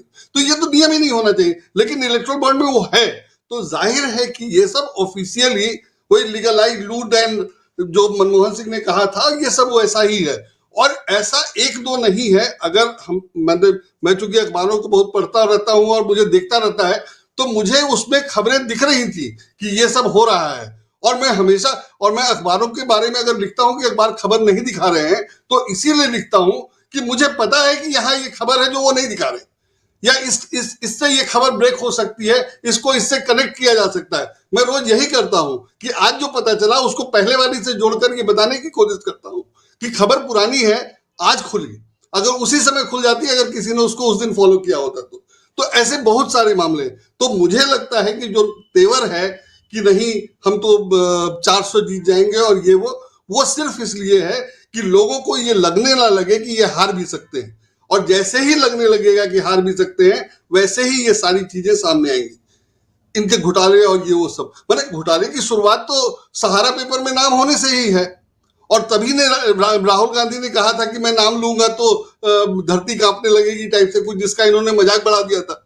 लेकिन वो तो था ही मामला ऐसा जिसको इन्होंने उड़ा दिया मजाक में। तो अब ये तो कभी प्रूव नहीं होना है कि किसी ने कैश लिए और उसका रिसीट दे के लिया, लेकिन इनकी रणनीति ये है कि खुद तो पैसा ले लो और दूसरों को बदनाम करो। अब जैसे वो कांग्रेस सांसद का मामला था जिनके यहाँ 350 करोड़ रुपए मिले, कितने दिन अखबारों ने, मीडिया में कितना शोर मचा कि 350 करोड़ रुपए मिले। जो बिजनेस कर रहा है उसके घर में पैसे आएंगे जाएंगे, उसके ऑफिस में पैसे होंगे, वो छिपा कर रखा था तो भी कैश छिपा कर ही रखा जाएगा। उसको सिर्फ ईडी का नहीं, चोर का भी डर होता है। तो कैश तो कोई खुलेआम नहीं रखेगा, सड़क पे नहीं रखेगा, कैश तो छिपा कर ही रखा जाएगा। वो इलीगल हो और लीगल हो, दोनों लीगल भी होगा तो भी छिपा कर ही रखा जाएगा। तो उस पर इतना शोर मचा और अभी तक उस मामले में कुछ नहीं हुआ है। मैंने चेक किया, पता चला कि उसमें इनकम टैक्स रिटर्न उन्होंने रिवाइज कर दिया कि पुराना पैसा है। तो पुराना पैसा है उन्होंने रिवाइज कर दिया क्योंकि उसका प्रोविजन था, और नहीं तो वो उसको इस साल के टर्नओवर में इंक्लूड कर लेते, बात कुछ नहीं होना था। तो छापा जो मारा गया वो सिर्फ डराने और धमकाने की कार्रवाई थी और कुछ नहीं था। और अगर कांग्रेस के सांसद को, जिसके पास 350 करोड़ रुपए कैश थे हैं, उसको डराया धमकाया जा सकता है, तो आम बिजनेसमैन का क्या हाल होगा वो आप अनुमान लगाइए। और अगर ये हाल है तो वोट कौन देगा और वोट देने के लिए कहेगा कौन? तो ये सारी बातें ये जानते हैं, लेकिन ये भी डर है कि जो हमने किया है उसमें हार गए तो क्या होगा, क्योंकि इनको सिर्फ हारने से सत्ता नहीं जानी है, हारने के बाद सारे मामलों की जांच भी होनी है और ये सारे मामले खुल कर आएंगे। जिन्होंने पैसे दिए हैं वो सारे लोग सामने आ जाएंगे और सब अपना नाम बता के कहेंगे कि हमने दिया। तो उसके बाद कुछ प्रूव करने के लिए रहेगा नहीं। तो ये सब डर इनमें ज्यादा है। वरना कल्पना कीजिए कि जब मनमोहन सिंह पे आरोप लगाया जा रहा था तो किसी का भी, ना कांग्रेस ने ना मनमोहन सिंह ने कोई जवाब नहीं दिया, इंक्लूडिंग की रेनकोट पहन के नहाते हैं और ये खुलेआम नहा रहे हैं, नंगाई कर रहे हैं, उस पर कोई कुछ नहीं बोल रहा है, इसलिए कि सबको पता है कि बोलेंगे तो फंस जाएंगे। तो लेकिन मुझे लगता है कि जैसे जैसे ये बात लोगों को यकीन होने लगेगा कि ये हार भी सकते हैं, वैसे वैसे ये सारी चीजें सामने आएंगी और उसका नुकसान होगा। इसलिए डर जो है ज्यादा है। जैसे बनारस में चले गए, अब राहुल गांधी ने कह दिया नशा करते उसको घुमा के बोल दिया, लेकिन ऐसा नहीं है कि वोटर ये सब नहीं समझता है। और वोटर एक बार धोखा खा सकता है, 2 बार खा चुका, अब तीसरी बार भी खा जाएगा। तो अब ऐसे वोटर का हम लोग क्या कर सकते हैं? हम लोग उसको बता ही सकते हैं, बता ही रहे हैं। तो वोटर को भी हम लोग कितनी शिक्षा दें और कितना ज्ञान दें और कितना बताएं, तो वो अपनी जगह एक सीमा है। लेकिन मुझे नहीं लगता है कि वो सब इस बार कुछ होने वाला है। राजीव जी ये कहता है कि हम तो वोट डाल के आते हैं लेकिन वोट कहीं और चला जा रहा है। वोटर का विश्वास ईवीएम से उठता जा रहा है, ये भी समझिए। वोटर का विश्वास जो है वो इलेक्ट्रॉनिक वोटिंग मशीन से उठता जा रहा है। और हमारे ही कमेंट बॉक्स में इतने सारे साथी लिखते हैं कि किसी कुछ भी कर लें, चूंकि ईवीएम जब तक इस पर बैन न करें या इसकी कोई पारदर्शी व्यवस्था न करें, इसमें कोई ट्रांसपेरेंसी न लाएं आप, तब तक यहाँ पे सरकार बदलने वाली नहीं है। ये हमारे इस देश के वोटर कह रहे हैं आज की तारीख में। एक अविश्वास जो चुनाव की प्रक्रिया में बन गया है, वो चुनाव आयोग के सामने एक बहुत बड़ी चुनौती है कि अगर ऐसी हालत रही तो कई लोग बोलेंगे वोट डालने के लिए सुबह सुबह लाइन में क्यों खड़े हों। ये भी एक बहुत बड़ी परिस्थिति है, मतलब। और इससे एक पारदर्शिता यहाँ लानी होगी और जो ये चिंता का विषय है। लेकिन दोस्तों, एक मेरी तरफ से हमेशा ये अपील रहती है और आज फिर मैं करना चाहता हूँ कि जागरूकता धीरे धीरे बढ़ रही है। एक जागरूकता जिसकी मिसाल है सुप्रीम कोर्ट से चंडीगढ़ मेयर चुनाव पर दिया गया जो फैसला है, और उसमें जो वहीं पे सुप्रीम कोर्ट में ही मेयर का चुनाव कर देना, जो मेयर, जो ओरिजिनली मेयर जिसको बनना चाहिए था, वो आदेश दे देना कि यही मेयर है, क्योंकि 8 वोट आपने जानबूझकर क्रॉस किए, कैंसिल किए। तो यहां से एक उम्मीद की किरण दिखाई देती है और यहां से एक चुनौती भी उन चोरों के सामने पेश होती है कि आप चोरी करेंगे तो पकड़े जाएंगे। और इसके लिए आप जैसे मतदाताओं की बहुत जरूरत है, न सिर्फ पार्टियां, बल्कि पार्टियां तो बाद में हैं। पहले हम आप जैसे मतदाता हैं, जाकर के जो अपना समय निकाल के जाते हैं, 2-2 3-3 घंटे लाइन में लगते हैं, और अब गर्मी आएगी और उस गर्मी में हम जाके वोट डालेंगे। तो ये हमारी आपकी जिम्मेदारी भी है कि हम ये भी देखें कि वहां गड़बड़ तो नहीं हो रहा है। गड़बड़ अगर हो रहा है तो हंगामा कीजिए, लेकिन मत होने दीजिए। और उससे पहले वोटर लिस्ट का काम चल रहा है, जरा चेक जरूर कर लीजिए कि उस लिस्ट में आपका नाम है कि नहीं। 8 करोड़ से ज्यादा मतदाता जोड़े गए हैं, लेकिन उसमें कितने काटे गए हैं ये भी देखिए। खैर, ये चर्चा जरूरी है और ये एक हमारे आपके काम की चीज है इस चर्चा के दौरान, इसलिए ये आप लोगों के बीच रख रहा था। आना चाहता हूं राहुल लाल जी आपके पास। राहुल लाल जी, एक बहुत ही महत्वपूर्ण चर्चा हम कर रहे हैं, इंडिया गठबंधन की बात कर रहे हैं। राहुल गांधी चुनौती कैसे पेश कर रहे हैं, उसमें नरेंद्र मोदी कैसे बौखला रहे हैं, इसकी चर्चा भी कर रहे हैं। युवा, 50 लाख से ज्यादा युवा हैं जो प्रभावित हैं आज की तारीख में नौकरी को लेकर, पेपर लीक को लेकर, ये तमाम मसले हम इस पर भी चर्चा कर रहे हैं। युवाओं का भारत कह के प्रधानमंत्री नरेंद्र मोदी ने युवाओं को आकर्षित किया और आज जो उस हवाइयां उड़ी हुई थी प्रधानमंत्री नरेंद्र मोदी के नाम पे और वो कुछ भी बोल रहे थे। देखिए, शब्दों का प्रयोग कैसा होता है ये बहुत जरूरी है। प्रधानमंत्री हैं या हम ही लोग पत्रकार हैं, हम लोगों को भी कई सारे शब्दों पर के इस्तेमाल पे बंदिशें रहती हैं और बहुत सोच समझ के बोलते हैं। उस आधार पर भी देखा जाए तो राहुल गांधी ने नशेड़ी नहीं कहा था, राहुल गांधी ने नशेड़ी वर्ड का प्रयोग नहीं किया था, लेकिन प्रधानमंत्री नरेंद्र मोदी दूर दूर तक इस वर्ड को कह के और कुछ और दिशा में पूरी चर्चा को, पूरी डिबेट को प्रधानमंत्री ले जाना चाहते हैं, यह साफ दिख रहा है। लेकिन क्या आपको लगता है राहुल लाल जी, आपके हमनाम ने यानी राहुल गांधी ने जो बातें रखी हैं वो कितनी इंपॉर्टेंट बात है? और यहां से, जबकि अब कल से उनकी बहन का साथ मिल रहा है इस यात्रा में और परसों इंडिया गठबंधन का एक प्रमुख नेता अखिलेश यादव का साथ मिल रहा है, आगरा में अखिलेश यादव रहेंगे इनकी यात्रा में, वो साथ मिल रहा है। और इसी इंडिया गठबंधन से शुरुआती दिनों से परेशान है नरेंद्र मोदी। सबसे ज्यादा अगर बीजेपी में कोई परेशान है, भारतीय जनता पार्टी से ज्यादा, उससे ऊपर उठ के नरेंद्र मोदी परेशान है, इसलिए यह चर्चा का विषय है। जरा इसको एलोबरेट कीजिए आप। नहीं, देखिए, उत्तर प्रदेश में जो युवाओं की स्थिति है या देश भर में युवाओं की स्थिति है, एक आंकड़े तो ये भी है कि अगर 2014 से लेकर केंद्र सरकार के नौकरियों के लिए 22 करोड़ से ज्यादा जो है कि आवेदन हुए थे राजीव जी, और उसमें से महज जो है कि 8 लाख लोगों को नौकरियां मिली है। प्रधानमंत्री जी ने तो अभी कुछ समय पहले ही वादा किया था कि 1 साल में जो है कि वो 10 लाख सरकारी नौकरी देने जा रहे हैं, जिसमें कि पुराने नियुक्ति पत्र बांटते हुए भी प्रधानमंत्री दिख रहे थे। जो लोग कई वर्ष पहले से नौकरी कर रहे थे उनको भी नियुक्ति पत्र प्रधानमंत्री दे रहे थे। तो प्रधानमंत्री युवाओं के साथ क्या कर रहा है वो दुनिया को पता है, क्योंकि उन्होंने वादा किया था 2 करोड़ नौकरी रोजगार प्रत्येक वर्ष देने के लिए। तो अब वो 10 करोड़ रोजगार तो उन्होंने दिया नहीं है, उल्टे पेपर माफिया लीक। अभी आपने देखा होगा कि जब संसद का कार्य सत्र समाप्त हो रहा था तब सरकार ने बड़े जोर शोर से घोषणा की थी राजीव जी कि अब पेपर लीक करने वालों की खैर नहीं होगी, बहुत कठोर कानून, केंद्रीय कानून बना दिया गया है। उत्तर प्रदेश में यह उसके बावजूद भी हम लोगों ने देखा कि उत्तर प्रदेश में फिर पेपर लीक हो गया। और उत्तर प्रदेश सहित तमाम राज्यों में, आप उत्तराखंड में देख लीजिए, वहां पे छात्र पेपर लीक से परेशान है। और उन पेपर लीक करने वालों के ऊपर क्या कभी योगी जी का बुलडोजर पहुंचा? उन पेपर लीक करने वालों के ऊपर क्या कभी दूसरे अन्य जगहों पर भी सीबीआई पहुंची, ईडी पहुंची, कोई एजेंसी पहुंची उनको देखने के लिए कि क्या हो रहा है, क्यों बार बार पेपर लीक की आवृत्ति हो रही है? नहीं पहुंची। यही कारण है कि प्रधानमंत्री जी राहुल गांधी के बातों को तोड़ मरोड़ कर प्रस्तुत करने का प्रयास कर रहे हैं। प्रधानमंत्री की चिंता काफी बढ़ गई है। अब प्रधानमंत्री की चिंता कब से बढ़ी हुई है? जब से वहां से भारत जोड़ो यात्रा वाराणसी से गुजरी और कांग्रेस ने बड़ा जोर देके, क्योंकि देखिए आपको याद होगा कि समाजवादी पार्टी ने बनारस से अपने कैंडिडेट की घोषणा कर दी थी, लेकिन कांग्रेस ने वो सीट अपने पास ले लिया, बनारस का सीट। तो प्रधानमंत्री बहुत आश्चर्य में कि पता नहीं कांग्रेस किसे खड़ा करेगी, क्योंकि अभी कांग्रेस ने उम्मीदवार की घोषणा भी नहीं की है।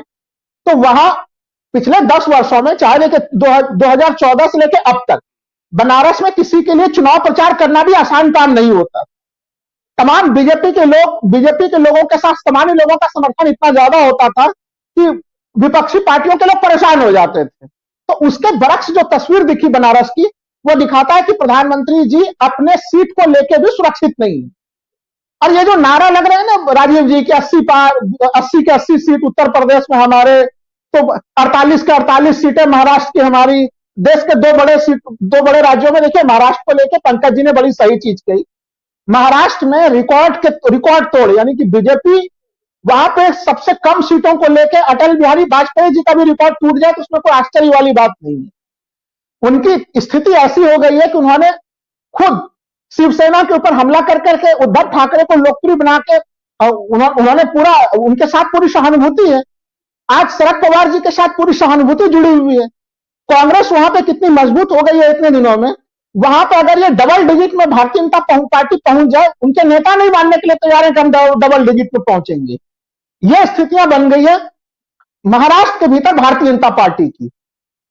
अब उत्तर प्रदेश की स्थिति देख लीजिए, जिसको लेकर बहुत ज्यादा खुशहाली में रहते हैं। उत्तर प्रदेश में 80 सीटों को लेकर दावेदारी हो रही है, लेकिन जो 17 सीट कांग्रेस को दिए गए हैं और 31 सीटों पर जिसमें कि भारतीय समाजवादी पार्टी ने अपने उम्मीदवारों के नामों की घोषणा कर दी। आप देखिए कि समाजवादी पार्टी ने केवल मुस्लिम चेहरे कितने को दिए? 3 मुस्लिम चेहरे दिए हैं, 3 यादव चेहरे दिए हैं। बाकी पीडीए के फॉर्मूले पे बिल्कुल जमे हुए हैं। वहां पे एक तरह से आप देखिए तो वो छोटी छोटी गैर ओबीसी यादव जातियों को पूरा प्रतिनिधित्व दे रहे हैं। मैं कह रहा हूं एक एक सीट पे उन्होंने चुन चुन के कैंडिडेट खड़े किए हैं।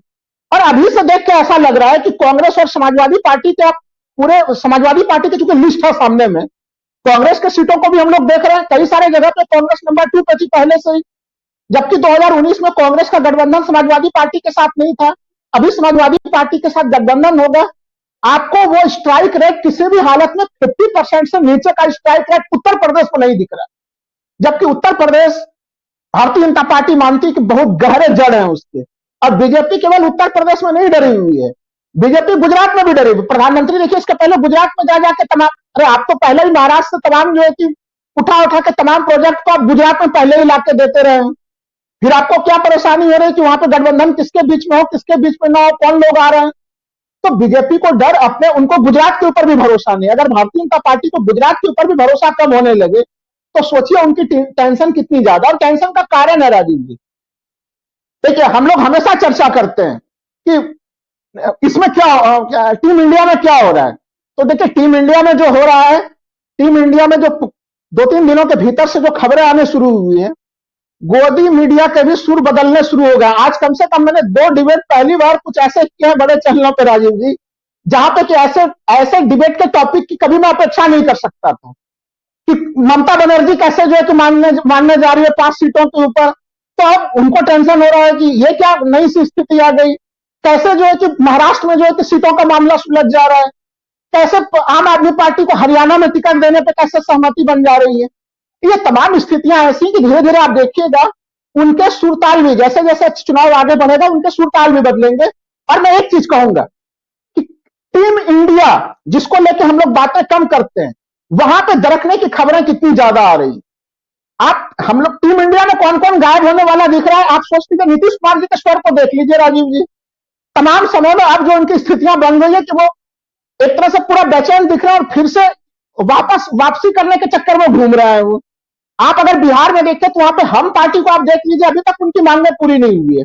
भाई शपथ ग्रहण कब का हो चुका है राजीव जी, अभी तक मंत्रिमंडल का विस्तार नहीं हुआ। नंबर 1 वहां पे देख लीजिए। उत्तर प्रदेश में अगर हम लोग देखें तो अब तक सोचिए कि अधर में ही लटके हुए हैं जयंत चौधरी, ना इधर है ना उधर है, बीच के सीमा रेखा पे खड़े हैं राजीव जी। अब किसान आंदोलन ने उनकी स्थिति और खराब कर दी है। जयंत चौधरी को देख लीजिए। मैं दूसरा कह रहा हूं ओम प्रकाश राजभर, आप जैसे ही चुनाव आयोग की तिथियों की घोषणा होगी, ये सारे लोग, मायावती जी, ये सब के सब लोग आपको टीम इंडिया में फिर से रिटर्न, वो तो अभी तक उन्होंने घोषणा नहीं की, लेकिन ये सारे लोग ऐसे हैं कि फिर से आपको एप्लीकेशन लेकर टीम इंडिया की तरफ नजर आएंगे।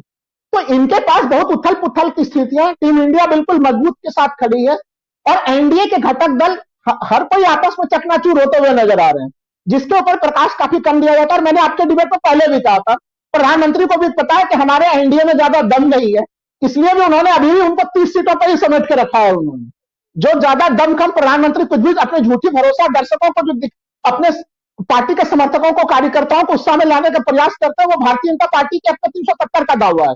लेकिन कोई अगर उनसे पूछे कि 303 से 370 पे कहां पे पहुंचेंगे, कोई एक सीट का नाम बता दें वो, तो कोई भी बीजेपी का समर्थक बताने के लिए तैयार नहीं है राज।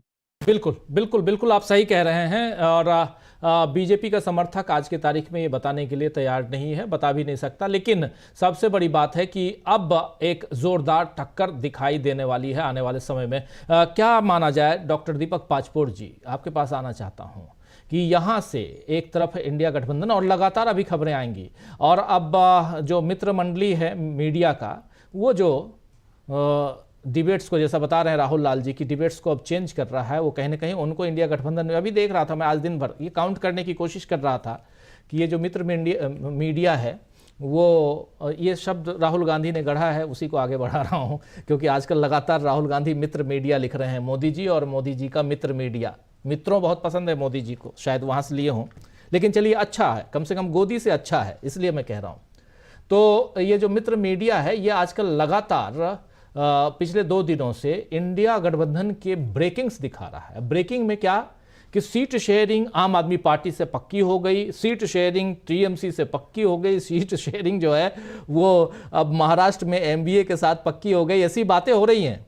और यहाँ से जो राहुल लाल जी बता रहे हैं, क्योंकि ये वैसे चैनलों पे खूब जाया करते हैं, तो राहुल लाल जी से बेहतर और कौन बताएगा, तो ये बता रहे थे जो यहाँ से लग रहा है क्या कि सचमुच एक परिस्थिति ऐसी निर्मित हो गई है कि एक अच्छी टक्कर, कड़ी टक्कर, छत्तीसगढ़, मध्य प्रदेश, राजस्थान, ये सब कुछ आप नज़दीक से देख रहे हैं, इसलिए भी आपसे, क्योंकि ये राज्य बार बार मैं कह रहा हूँ, उत्तर प्रदेश, बिहार, झारखंड, पश्चिम बंगाल, ये चाहे हरियाणा, ये उतना इम्पोर्टेंट नहीं है जितना इम्पोर्टेंट छत्तीसगढ़, मध्य प्रदेश, राजस्थान और गुजरात है।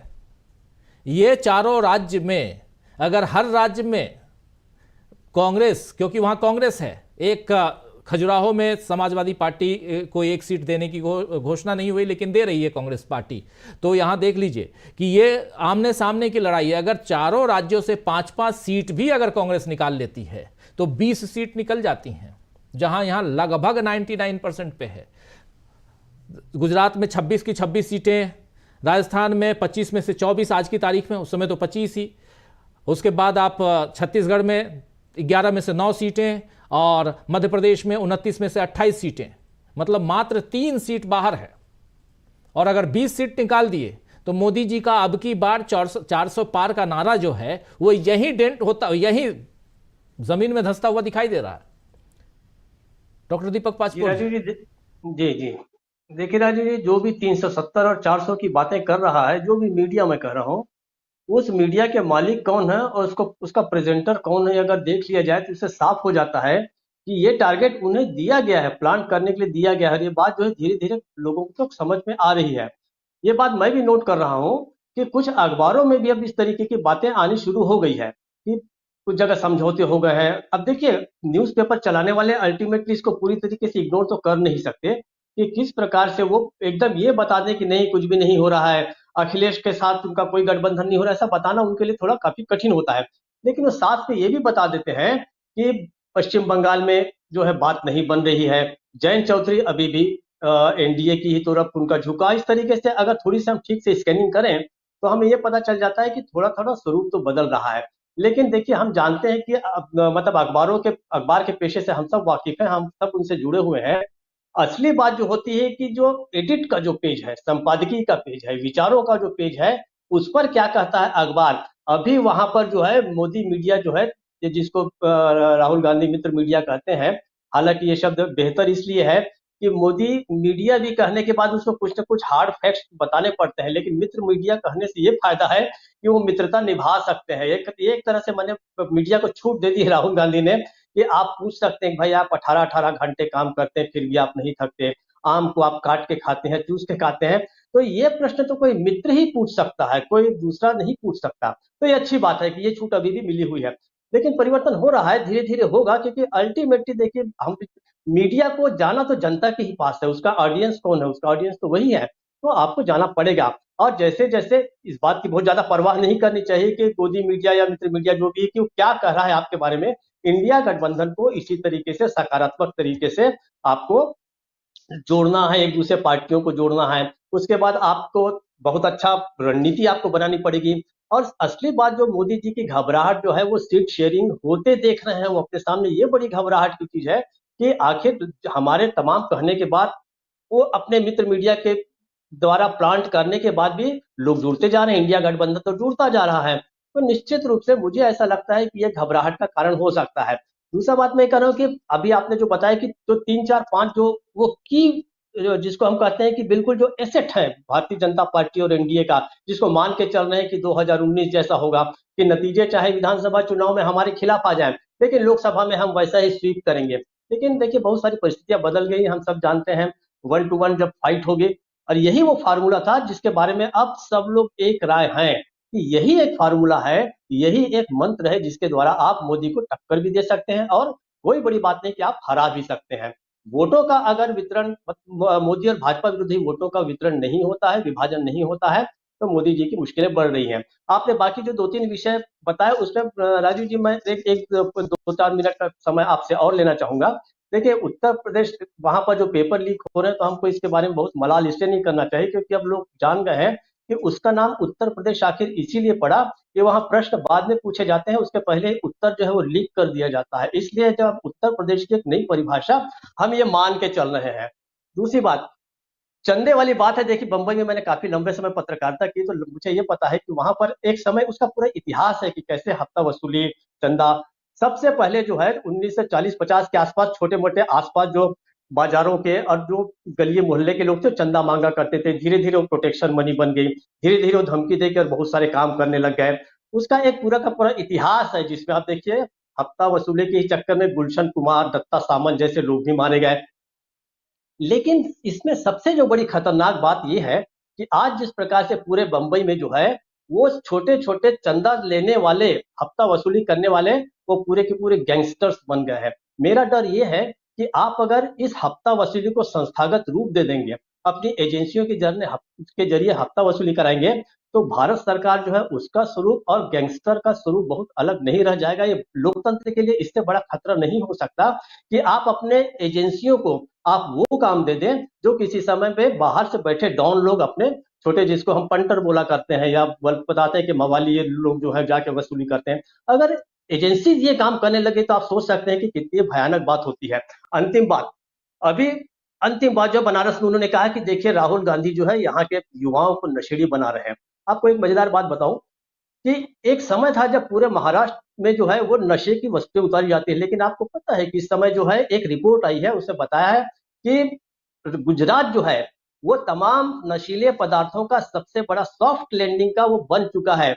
कांडला, मुंद्रा, सौराष्ट्र, कच्छ, मांडवी, ये सारे के सारे एयरपोर्ट जो हैं, द्वारिका, यहाँ पे बड़े बड़े पैमाने पर पिछले कुछ समय से उतरा है। और जो नित्यानंद राय है गृह राज्य मंत्री, उन्होंने पिछले साल लोकसभा में ये बताया कि एक साल के अंदर 6,500 करोड़ रुपए का नशीला पदार्थ जो है वो गुजरात में उतारा गया है। ये ऑफिशियल रिपोर्ट है। उसके बाद आपको याद होगा 2021 में एक बड़ा सनसनीखेज मामला हुआ था जिसमें मुंद्रा एयरपोर्ट पे 3,000 किलोग्राम नशीला पदार्थ उतारा गया, जिसकी जो कीमत है बड़ी भारी भरकम थी। और ये नशीला पदार्थ पूरे के पूरे देश में जा रहा है। अगर मोदी जी चाहते हैं कि लोग नशेड़ी न बने तो उन्हें सबसे पहले अपने ही प्रदेश को कंट्रोल करना होगा। तो मुझे ऐसा लगता है कि उनकी जो एक तरह से घबराहट भी है और एक तरह से झल्लाहट भी है कि वो कह रहे हैं कि भाई राहुल गांधी का इतना बड़ा रोड शो कैसे हो गया। तो ये उनका एक तरह से घबराहट है। मुझे ऐसा लग रहा है कि बीजेपी के पांव जो है वाकई उखड़ रहे हैं, क्योंकि मोदी के ही पांव उखड़ते दिख रहे हैं। राजीव जी, बीजेपी के पांव उखड़ रहे हैं। हम चर्चा इसी पे कर रहे हैं और कैसे, और चूंकि चुनाव है, बात सियासत की, चुनाव की, और चुनाव के इर्द गिर्द ये चर्चा, और बहुत रोचक दौर में ये चर्चा पहुंच चुकी है। और समझना चाहता हूं विदर शकील अख्तर जी आपसे कि कांग्रेस की तैयारियां क्या कुछ हैं, कांग्रेस इंडिया गठबंधन, सब कुछ जरा और भी अंदर खाने क्या कुछ चल रहा है। राजीव जी, सबसे पहले तो हम ये बता दें कि अभी जो आप पढ़ रहे थे राहुल का ट्वीट, तो राहुल ने बहुत सही जवाब मोदी जी को बहुत संक्षेप में दे दिया है। राहुल ने क्या कहा? राहुल ने कहा कि युवाओं के नाम पर युवाओं को बरगला रहे हैं। जी देखिए, नशे के बारे में मोदी जी अगर किसी भी समाजशास्त्री से भी पूछ लें तो उन्हें सारी स्थिति क्लियर हो जाएगी। बिल्कुल। मोदी जी वहाँ क्या कह रहे थे कि यूपी का युवा, बनारस का युवा नया भविष्य लिख रहा है। वो नया भविष्य क्या लिख रहा है? वो इस समय यूपी पुलिस में हुई जो परीक्षा है उसके पेपर लीक हुआ था, उसकी जांच की मांग कर रहा है और जगह जगह पुलिस से लाठियां गोली खा रहा है। 40 लाख लोगों को एडमिशन कार्ड मिले थे और 50 लाख से ऊपर फॉर्म बिके थे, और एक फॉर्म की कीमत थी 400 रुपये, और वो फॉर्म खरीदने वाले 1 करोड़ युवाओं के आसपास थे, जिनमें से 50 लाख ने फॉर्म भरे।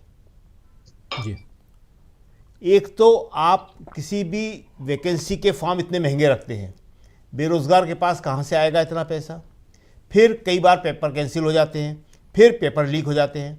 यूपी में ही अभी पुलिस से पहले समीक्षा अधिकारी का आरओ के पेपर जो है, जिसे रिव्यू ऑफिसर कहते हैं, वो लीक हो चुके हैं। आज की तारीख में मोदी जी कह रहे हैं कि वो नया भविष्य लिख रहा है, वो अपने भविष्य को लेके रो रहा है। जी बिल्कुल। और राहुल ने जो कहा ये हम आज कह रहे हैं। पंजाब में कौन सी ऐसी पॉलिटिकल पार्टी है, कौन सा ऐसा नेता है जिसने नहीं कहा हो कि पंजाब का युवा ड्रग्स के नशे में आ रहा है, पंजाब के युवा को ड्रग के नशे से बचाना है? किसने नहीं कहा? उड़ता पंजाब, हम सब ने कहा। और क्यों कहा? क्योंकि चेतावनी है, हम समझाना चाहते हैं, सुधारना चाहते हैं। राहुल ने क्या कहा कि बेरोजगारी है, लोगों के पास भविष्य नहीं है, तो युवा क्या करेगा? ये सब जानते हैं। कोई भी मनोवैज्ञानिक बता सकता है इसको, कोई भी समाजशास्त्री बता सकता है इसको। और राहुल ने इसीलिए कहा कि आप उन्हीं युवाओं को बहका रहे हैं, बरगला रहे हैं उन्हीं के नाम पर कि मैंने ये कह दिया। और जो मुहावरा है, ये हर बोली के अंदर अलग अलग तरह से कहा जाता है कि नानी को ननिहाल का हाल बता रहे हो। जी। जिस मामले में जो सबसे ज़्यादा जानता है, ननिहाल की मालकी ननिहाल ही कहा जाता है उसको, नाना का घर नहीं कहा जाता, नानी का ही घर कहा जाता है उसको। जिस घर को नानी सबसे ज़्यादा जानती है, उसको जाके उनका नवासा ही बोल, जो कहते हैं लड़की का लड़का या लड़की जो भी है, वो जाके बता रही है कि नानी तेरे घर में ऐसा है, और नानी हमारे नाना ऐसे हुआ करते थे। तो ये वो वाली बात बता रहे हैं राहुल कि मछली को तैरना सिखा रहे हो, मछली को बता रहे हो कि पानी की सिफ्त क्या है, पानी कैसा होता है, पानी की गहराई क्या होती है। जी। तो राहुल ने आज बड़ा सटीक जवाब दिया है। और दूसरी बात जो आपने कहा इंडिया गठबंधन की, राहुल की, तो देखिए आज आतिशी ने उस बात को बहुत अच्छे तरीके से कह दिया कि इंडिया गठबंधन के बनने से, इंडिया गठबंधन में शामिल होने से केजरीवाल को लगातार धमकियां मिल रही हैं कि आपको गिरफ्तार कर लिया जाएगा। और हम यहाँ ये कह रहे हैं कि अभी आज होने वाला है वो गठबंधन का फैसला, और वो करीब करीब हो ही गया है, उसको सिर्फ अनाउंसमेंट की देर है। तो वो आज हो या कल हो, वो जैसे ही होगा तो वो गिरफ्तारी की जो आशंका हैं बहुत बढ़ जाएंगी। जी। दूसरी बात, इस गठबंधन से प्रधानमंत्री कितने चिंतित हैं, ये भी आपने देखा कि वाराणसी में वो बोल रहे हैं इंडी गठबंधन। उन्हें याद है, वहाँ पे भी वो नशे की बात नहीं कर रहे, उनकी चिंता जो है वो इंडिया गठबंधन को लेकर ही है। वो वहाँ कह रहे हैं कि गठबंधन के लोग, तो ये गठबंधन जो है, यही जो है जीत का एकमात्र फार्मूला है विपक्ष का। देखिए आपको याद होगा, तो हम ये बात बहुत बार बोल चुके हैं और बहुत बार लिख चुके हैं, कई बड़े बड़े लेख इस पर लिख चुके हैं कि सिर्फ दो ही चीज़ें ऐसी हैं जिसको ये मीडिया नहीं छुपा सकता, बाकी सारी चीज़ों को छुपा देगा। राहुल ने क्या बोला आज तक, राहुल ने जितने भी पूर्वानुमान बताए थे, कोविड से लेके, चीज़ से लेके, महंगाई से लेके, किसान के बिल वापस करेंगे, सब सही साबित हुए। मीडिया नहीं बताएगा इसको। अभी आप बता रहे थे कि जो इतना बड़ा खुलासा किया कि छापों का डर दिखा के चंदा वसूली कर ली, मीडिया नहीं दिखाएगा।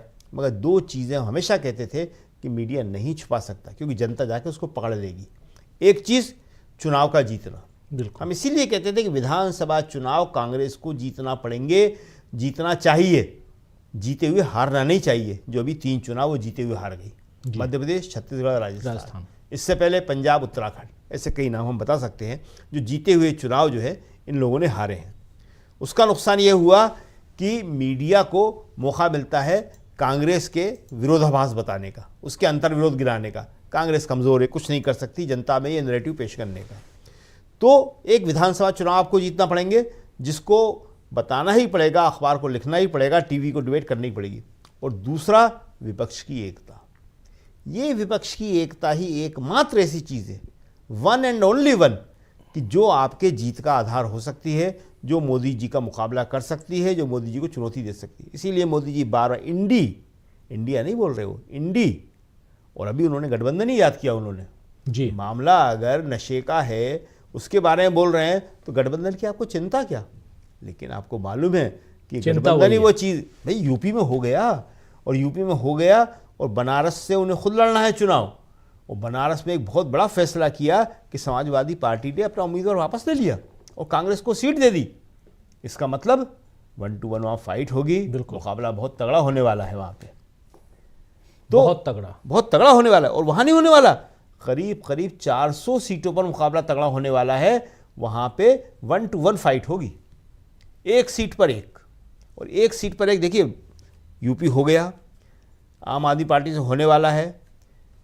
वेस्ट बंगाल में ममता बनर्जी 5 सीट को मान गई हैं, कांग्रेस थोड़ी और बार्गेनिंग कर रही है, 1 या 2 सीटें उसको और चाहिए जी, वो भी सब हो जाएगा। महाराष्ट्र हो जाएगा, उद्धव ठाकरे ने कह दिया है, बिहार हो जाएगा, तो अब झारखंड हो जाएगा, तमिलनाडु, ये सब सारे। अब कहीं पे भी कोई प्रॉब्लम नहीं है। और जो आप बता रहे हैं कि ये, जिसे आप मित्र मीडिया कह रहे हैं, जिसे कुछ लोग गोदी मीडिया कहते हैं, मेन स्ट्रीम मीडिया कहते हैं, और जो आजकल ज़्यादा ख़राब शब्द हम इस्तेमाल नहीं करेंगे, आप चूँकि अच्छे अच्छे शब्द इस्तेमाल कर रहे हैं, जैसा भी हो ये तो ये जो मीडिया है इसीलिए दिखा रहा है कि अगर ये नहीं दिखाएगा तो जनता चढ़ दौड़ेगी। अभी किसान आंदोलन के समय जनता का विरोध ये मीडिया सह नहीं पा रहा है। और अभी आपने देखा कि ये पुलिस का जो पेपर लीक हुआ है, तो वहाँ एक बड़े चैनल के रिपोर्टर और कैमरामैन को दौड़ा दिया जी, युवाओं ने दौड़ा दिया। आप क्या समझ रहे, 50 लाख युवाओं ने ये फॉर्म खरीदा था। ये 50 लाख युवा का मतलब एक जिले में हजारों हजार युवा हैं। बिल्कुल 40 लाख लड़कों लड़कियों ने ये फॉर्म भरा, एडमिट कार्ड उनको मिले थे और उन्होंने एग्जाम दिया था। 40 लाख लोग। ये बेरोजगारी का जो है ना, राहुल हमेशा कहते हैं कि सबसे बड़ा मुद्दा बेरोजगारी है, देश का सबसे बड़ा मुद्दा बेरोजगारी है। और चूंकि आदमी बेरोजगार है, तो राहुल ने कहा, वो क्या गलत कहा, हर आदमी ये कह रहा है, जिसमें हिम्मत नहीं है वो नहीं कह पा रहा, वो आपस में धीरे धीरे कह रहा है। युवा क्या करेगा, पूरी दुनिया जानती है इस बात को कि अगर आप युवा को काम दे दो तो काम करेगा, मेहनत करेगा, देश को आगे बढ़ाएगा। और जब मोदी जी कह रहे थे कि नया भविष्य गढ़ेगा देश का, सही बात है, लेकिन जब काम नहीं दोगे, वो घर पे बैठा रहेगा, तो वो क्या करेगा, सस्ते नशे ही करेगा वो। सही बात है। और इससे हमें निपटना है। हम नशे को बढ़ावा नहीं दे रहे, हम नशे के खिलाफ बोल रहे हैं। हम नशे से युवाओं को दूर करना चाहते हैं, और दूर करने का तरीका सिर्फ और सिर्फ एक ही बात है कि उसको काम दो, उसको ये सलाह मत दो कि पकौड़े बेच ले। जी, मोदी जी ने अच्छी सलाहें दी हैं। अच्छी सलाहों में ये जो आप कह रहे हैं वो भी है, पकौड़े तलने वाली बातें। लेकिन खैर आगे बढ़ते हैं। जरा पंकज जी, जरा ये बताइए कि ये इंडिया गठबंधन कितना मजबूत अब दिखाई देता है आपको? आमने सामने 400 सीटें, 350 सीट अगर यहाँ अगर हो जाए, और एक बात और कही जा रही है कि इसमें दोस्ती बहुत मजबूत होनी चाहिए। वोटर्स को, अपने वोटर्स को, अब समाजवादी पार्टी जो है अपने वोटर्स को कांग्रेस की तरफ भी लेके आए, कांग्रेस जो है समाजवादी पार्टी की तरफ भी लेके आए। इसमें कितना आप ट्रांसपेरेंसी देखते हैं, पारदर्शिता देखते हैं, कितनी मजबूती के साथ, अगर उत्तर प्रदेश की ही बात करें तो समाजवादी पार्टी और कांग्रेस यहाँ लड़ते हुए दिखाई देती है? राजीव जी, सबसे बड़ा जो चैलेंज है गठबंधन बनाना, और गठबंधन बनाने के बाद में अपने वोट ट्रांसफर करना।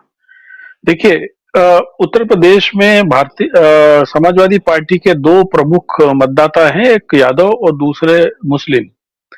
मुस्लिम वोटर अब बहुत एडामेंट हैं, उनके लिए वेरी फर्स्ट प्रायोरिटी कांग्रेस है, सेकंड प्रायोरिटी समाजवादी पार्टी है।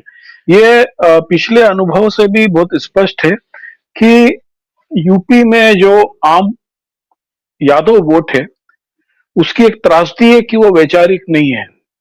वो यदि सामने यादव उम्मीदवार होता है तो साइकिल पर चढ़ता है, नहीं तो जय श्री राम का टोकरा उठाने लगता है। ये एक चैलेंज है। आम आदमी पार्टी के साथ भी यही होगा। देखिए, आम आदमी पार्टी कोई पार्टी नहीं है, आम आदमी पार्टी सत्ता पाने का एक तरीका है। अभी गठबंधन में आप उसकी तारीफ कर लीजिए, लेकिन आम आदमी पार्टी जो भी अभी कर रही है, अपने ही कुकर्मों का पाप को ही भोग रही है। और जैसे राहुल कह रहे थे कि बहुत सारे अखबारों का और मीडिया का नजरिया बदल गया है, उसका कारण आप देख लीजिए। मित्र, मोदी, मीडिया, ये जो त्रिकोण है ना, आज इस पोजीशन में जो भी गठबंधन की स्थिति होगी, जब उनको लगता है कि झारखंड से हमको बहुत सारा विज्ञापन मिल सकता है, तो हेमंत सोरेन के मसले पे बहुत सारी डिबेट नहीं होती है। देख लीजिए आप, है ना। तो ये एक कोई किसी का दोस्त नहीं है इस मीडिया में। एक ही दोस्त है, वो है मनी। तो इस मनी से ये सब जुड़े हुए हैं, और जब उनको लगने लगा कि अब यहां से भी मनी मिलने की गुंजाइश बढ़ रही है, तो वो इस तरीके की तारीफें करने लगे हैं।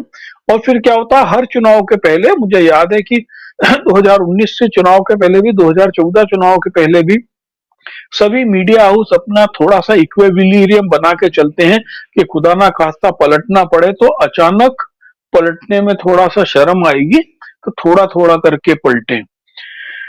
देखिए, इंडिया गठबंधन के साथ में जो चैलेंज की बात है वो यही है, क्योंकि अब जब गठबंधन तैयार हो जाएगा तो दबाव और धमकाने का दौर अब नए सिरे से शुरू होगा। मैं आपको एक उदाहरण देता हूं। सत्यपाल मलिक, जो वेस्टर्न यूपी में कुछ वोट्स को प्रभावित कर सकते हैं, वह आदमी बीमार है।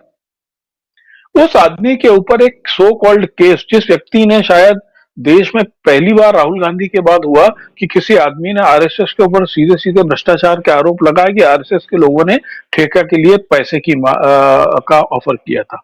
उस व्यक्ति के यहाँ पे छापे पड़े, ये तो सबने देखा। लेकिन मजेदार चीज है कि उनका गांव जो है बागपत जिले में, वो गांव का नाम है हिसावड़, जिसमें वो उनकी एक पुश्तैनी हवेली है, उसके भाई भाई सब मिलके रहते हैं। जो इनके हिस्से के 4 कमरे हैं वो शायद 10 साल से खुले ही नहीं। सीबीआई की टीम उस गांव में पहुंचती है और चाबियां मंगवा के उन कमरों को खोलती है। जब उन कमरों में जाते हैं तो कई कई इंच धूल मिलती है, कोई सामान नहीं मिलता है, वापिस आ जाते हैं। अब आप इस वाक्य को सोचिए, उस गांव का सरपंच, उस इलाके का दरोगा, उस इलाके के सब लोग जानते हैं कि सत्यपाल मलिक या उनका परिवार कभी इस हवेली में आया नहीं, उसमें कुछ नहीं होगा। लेकिन एक दबाव या बेइज्जत करने के लिए ये एक तरीका, ये एक मोड ऑफ ऑपरेंडी है। इस तरीके की हरकतें अब और बढ़ेंगी, और इस तरीके की हरकतों को कैसे रेसिस्ट कर पाते हैं गठबंधन के लोग, किस प्रकार से एक्सपोज करते हैं। और मुझे लगता है कि उसका सबसे ताकतवर तरीका यही होगा कि इंडिया गठबंधन, खासतौर पे कांग्रेस, लीड ले, और जो छोटी छोटी घटनाएं होती हैं या बड़ी घटनाएं होती हैं, जैसे कि आज न्यूज क्लिक का मसला है या सुप्रीम कोर्ट का फैसला है, इन सब के लिए तत्काल स्टेट लेवल पर, संभाग लेवल पर, डिस्ट्रिक्ट लेवल पर प्रेस कॉन्फ्रेंसेस की जाए। लोकल मीडिया को, छोटे छोटे अखबारों को, छोटे छोटे जो यूट्यूब चैनल से, उसके थ्रू इन चीजों को प्रसारित किया जाए। यदि इस तरीके का करते हैं तो एक इस प्रकार का जो अल्टीमेट मीडिया सपोर्ट होता है, वो लोकल नेताओं के लिए एक मॉरल सपोर्ट देता है, उनको कंटेंट देता है। देखिए, दिल्ली में जयराम रमेश की प्रेस कॉन्फ्रेंस जब मध्य प्रदेश के छतरपुर जिले के प्रवक्ता तक जाती है ना, तो उसमें ट्रांसमिशन लॉस 70% हो जाता है। और जब वही का व्यक्ति उसको तैयारी करके प्रेजेंट करता है, तो वो अपने हर चीज को जवाब देने को तैयार होता है, और जो उसका लोकल उससे जुड़ा हुआ आदमी है वो उसको कैटर करता है। तो इस हमलों से बचने के लिए, इस गठबंधन को मजबूत करने के लिए सूचना के आने और जाने के तंत्र को उनको मजबूत करना होगा। दूसरी चीज है कि जो डिस्ट्रिक्ट लेवल का कैडर है, उसको स्पष्ट रूप से यानी मतदान केंद्र पर आप कैसे प्रेजेंट कर रहे हैं, वहां पे गठबंधन दिखना बहुत जरूरी है। क्योंकि पिछले विधानसभा में चुनाव में हम देखें, प्रियंका गांधी की रैलियों में भीड़ कम नहीं थी, खासतौर वेस्टर्न यूपी में हम देखें जैन साहब में थे तो बहुत अच्छी भीड़ थी, लेकिन वो वोट में इसलिए कन्वर्ट नहीं हो पाई क्योंकि जहां पर उनका कैडर था वो मतदाता केंद्र पर नहीं दिखा था। तो ये एक बहुत बड़ा चैलेंज है। इस प्रकार का चैलेंज महाराष्ट्र में नहीं होगा, लेकिन इस प्रकार के जो चैलेंजेस हैं वो उत्तर प्रदेश में बहुत बड़े स्तर पर होंगे। और आम आदमी पार्टी से कांग्रेस का गठबंधन हो गया है, बहुत अच्छी चीज है, ये आम आदमी पार्टी की बहुत बड़ी मजबूरी है। लेकिन मैं आज भी बहुत स्पष्ट रूप से अपने मायने में हूं कि इस पे बहुत ज्यादा कांग्रेस को भरोसा नहीं करना चाहिए।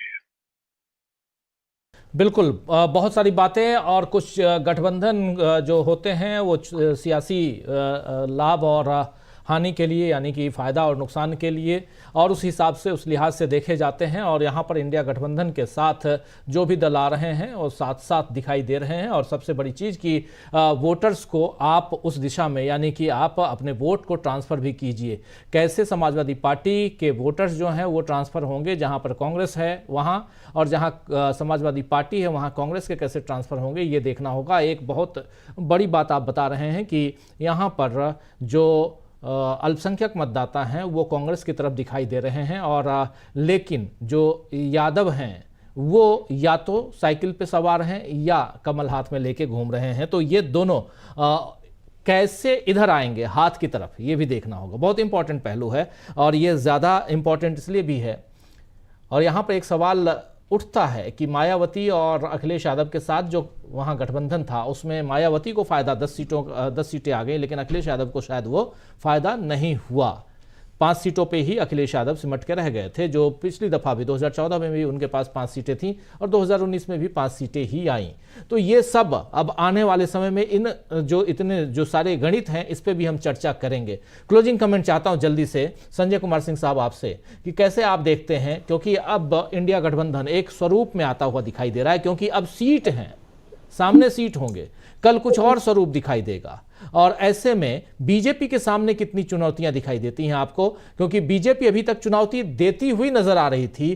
पहले से तीसरे टर्म पा चुके हैं, इसकी बात मोदी जी सदन में कह रहे हैं कि 1.5 साल से मैं अगले टर्म में क्या बड़ी घोषणाएं और बड़ी योजनाओं को, और एक और शब्द था मैं भूल रहा हूं, कि परिवर्तन, बड़े परिवर्तन करने जा रहा हूं।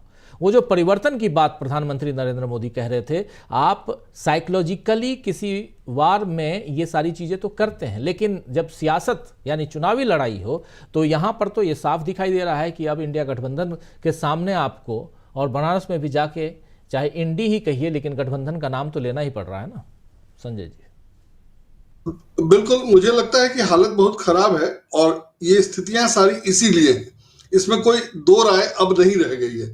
जैसे वो 370 सीटें जो हैं वो 370 अनुच्छेद से है, कि अब वो याद दिलाने के लिए, चूंकि इनके पास कुछ कहने के लिए नहीं है कि हमने ये किया, और जो प्रशासन इन्होंने दिया है वो सब लोग देख रहे हैं, तो बताने की जरूरत नहीं है। जैसे अभी पंकज जी ने कहा ना कि कन्वे होना चाहिए कि ट्रांसफर होगा, मुझे लगता है कि उसकी जरूरत नहीं रह गई। लोग इतना दुखी और परेशान है, जो समर्थन में है उनकी बात मैं नहीं कर रहा हूं, जो लोग दुखी और परेशान हैं वाकई, चाहे वो रोजगार से हो, अगर किसी को रोजगार चाहिए ही नहीं तो उसकी बात अलग है, लेकिन जो लोग, अगर परिवार में कोई, अगर मोहल्ले में कोई बेरोजगार है तो उसका असर होता है। वो स्कूटर का स्टेपनी, वो गाड़ी का शीशा तोड़ लेगा क्योंकि उसको काम चाहिए, और अगर वो नशा करने लगा तो और बुरी स्थिति हो जाती है। इसलिए समाज में अगर बेरोजगार हैं तो वो दिखाई देगा। चेन इसीलिए छीनी जाती है, मोटरसाइकिल होता है युवक के पास और वो चेन छीन के चला जाता है, उसका 15 दिन का काम चल जाता है, महीने भर का काम चल जाता है। तो बेरोजगारी होगी तो वो समाज में दिखाई देगा, और बीजेपी ने जो किया है 10 साल वो अति है, बहुत ज्यादा है, तो वो दिखाई देने लगा है। दूसरी ओर इनके पास कहने के लिए नहीं है कि हमने ये किया और ये करेंगे। जो विकास की बात करते हैं वो बहुत ही वेग है, तो उससे कुछ निकलता नहीं है, उससे कोई कुछ उम्मीद नहीं करेगा, ऐसा मुझे लगता है। तो मुझे लगता है कि उसी की परेशानी है या उसी का हताशा है कि उनको कहना पड़ रहा है कि 370 पार से वो 370 अनुच्छेद भी याद दिला रहे हैं कि देखो हमने जो कह दिया था, कहा था, वो कर दिया, और शायद उसका जो फायदा मिलना हो वो मिल जाए। दूसरा आज ही है, एक अखबार में 5 कॉलम की हेडलाइन है, राम मंदिर निर्माण के बाद भी खत्म नहीं हो रही नकारात्मक लोगों की नफरत। तो राम मंदिर निर्माण से नफरत क्यों खत्म होनी थी? ये कोई पैमाना नहीं है, और ना कोई राम मंदिर का निर्माण कोई रामबाण औषधि है कि आप बना दो मंदिर तो लोगों की नफरत खत्म हो जाएगी, लेकिन ये अपेक्षा है। तो मुझे लग रहा है कि चूंकि कुछ किया नहीं तो अब उन सारी बातों से उम्मीद कर रहे हैं और हताशा जता रहे हैं कि समर्थक कम से कम लोग कहें कि देखो देखो मोदी जी नाराज हो गए, मोदी जी कह रहे हैं कि लोग फिर भी उससे ठीक नहीं हुए, उससे फायदा नहीं हुआ, तो बाकी लोग भी ये प्रचार करें। तो मुझे लगता है कि मोदी जी ये सब समझ रहे हैं और इसलिए इस लेवल पे इस तरह से बोल रहे हैं। तो एक स्थिति तो ये है कि इस लेवल पे बोलना पड़ रहा है, इसी से स्थिति साफ है। और दूसरा, जहां तक हराने की बात है, सबको ये समझ में आ गया है कि अगर ये सत्ता में रहेंगे तो विपक्षी नेताओं को जीने नहीं देंगे। जीने नहीं देंगे से मतलब सिर्फ जीने नहीं देना है, विपक्ष ही खत्म हो जाएगा। तो वो लोकतंत्र के लिए अच्छा नहीं है। तो जो थोड़ा बहुत भी पसंद करता होगा, जो समझता होगा कि हाँ ठीक है इन्होंने मंदिर बना दी की बात करते हैं वगैरह वगैरह, वो ये देख रहा है कि भाई ये तो लोकतंत्र खत्म कर देंगे। तो अगर हिंदुत्व के लिए पसंद भी करता होगा तो वो ये समझ रहा है कि अगर ये सत्ता में रहेंगे तो लोकतंत्र खत्म कर देंगे। मनीष जेल में रहने का मतलब या हेमंत सोरेन को जेल में बंद कर दिए जाने का मतलब साधारण नहीं है। तो ये सारी बातें कन्वे हो रही है वोटर तक और ये समझ रहे हैं मोदी जी, और इनके पास कोई ऑप्शन नहीं है, ये कुछ चाल नहीं है या कुछ योजना नहीं है कि वो को कैसे करें या इसका काउंटर कैसे। इसलिए हताशा है और मुझे लगता नहीं है कि स्थिति संभलने वाली है और ये लोग संभाल पाएंगे। तो वो ऐसा हाथ से फिसलेगा कि कुछ कहना नहीं रहेगा और वोटर के पास कोई ऑप्शन ही नहीं बचेगा। वोटर के पास ऑप्शन ही नहीं बचेगा कि हराना ही है और वो हरा देगा और हार जाएंगे। तो मुझे ऐसी स्थिति की उम्मीद लगती है, देखते हैं क्या होता है। राजीव जी करें आने वाले समय में देखेंगे क्या कुछ होता है, लेकिन अब चुनाव की घड़ी नजदीक है, चुनाव की घोषणा बहुत जल्दी होगी। उससे पहले इंडिया गठबंधन मजबूती दिखा रहा है। सीट शेयरिंग यानी सीटों के बंटवारे की बात जो है वो धीरे धीरे सामने आ रही है। कौन कौन से दल सामने हैं, साथ हैं, ये सब कुछ पहले से जैसा तय था वैसा ही है। इसमें सिर्फ और सिर्फ एक पार्टी इससे बाहर है, वो है नीतीश कुमार की पार्टी, और दूसरी पार्टी जो है वो जयंत चौधरी की पार्टी। लेकिन जयंत चौधरी भी ऊहापोह की स्थिति में है, करें तो क्या करें। उनको लेकर भी बहुत सारी खबरें आ रही हैं और शुभकामनाएं उन्होंने दी हैं समाजवादी पार्टी को और कांग्रेस को, दोनों को गठबंधन के बाद। और ये इन शुभकामनाओं के क्या मायने हैं ये आप समझ सकते हैं। तो परेशानी है, लेकिन भारत रत्न के नाम पे पाला बदल लिया, क्या करें। चलिए, बहुत बहुत शुक्रिया अदा करना चाहता हूं संजय कुमार सिंह साहब, आपका बहुत बहुत शुक्रिया। पंकज चतुर्वेदी जी आपका बहुत बहुत शुक्रिया। डॉक्टर दीपक पाचपोर जी, अमलेंदु उपाध्याय जी और हमारे साथी यहाँ शकील अख्तर जी और साथ में जुड़े थे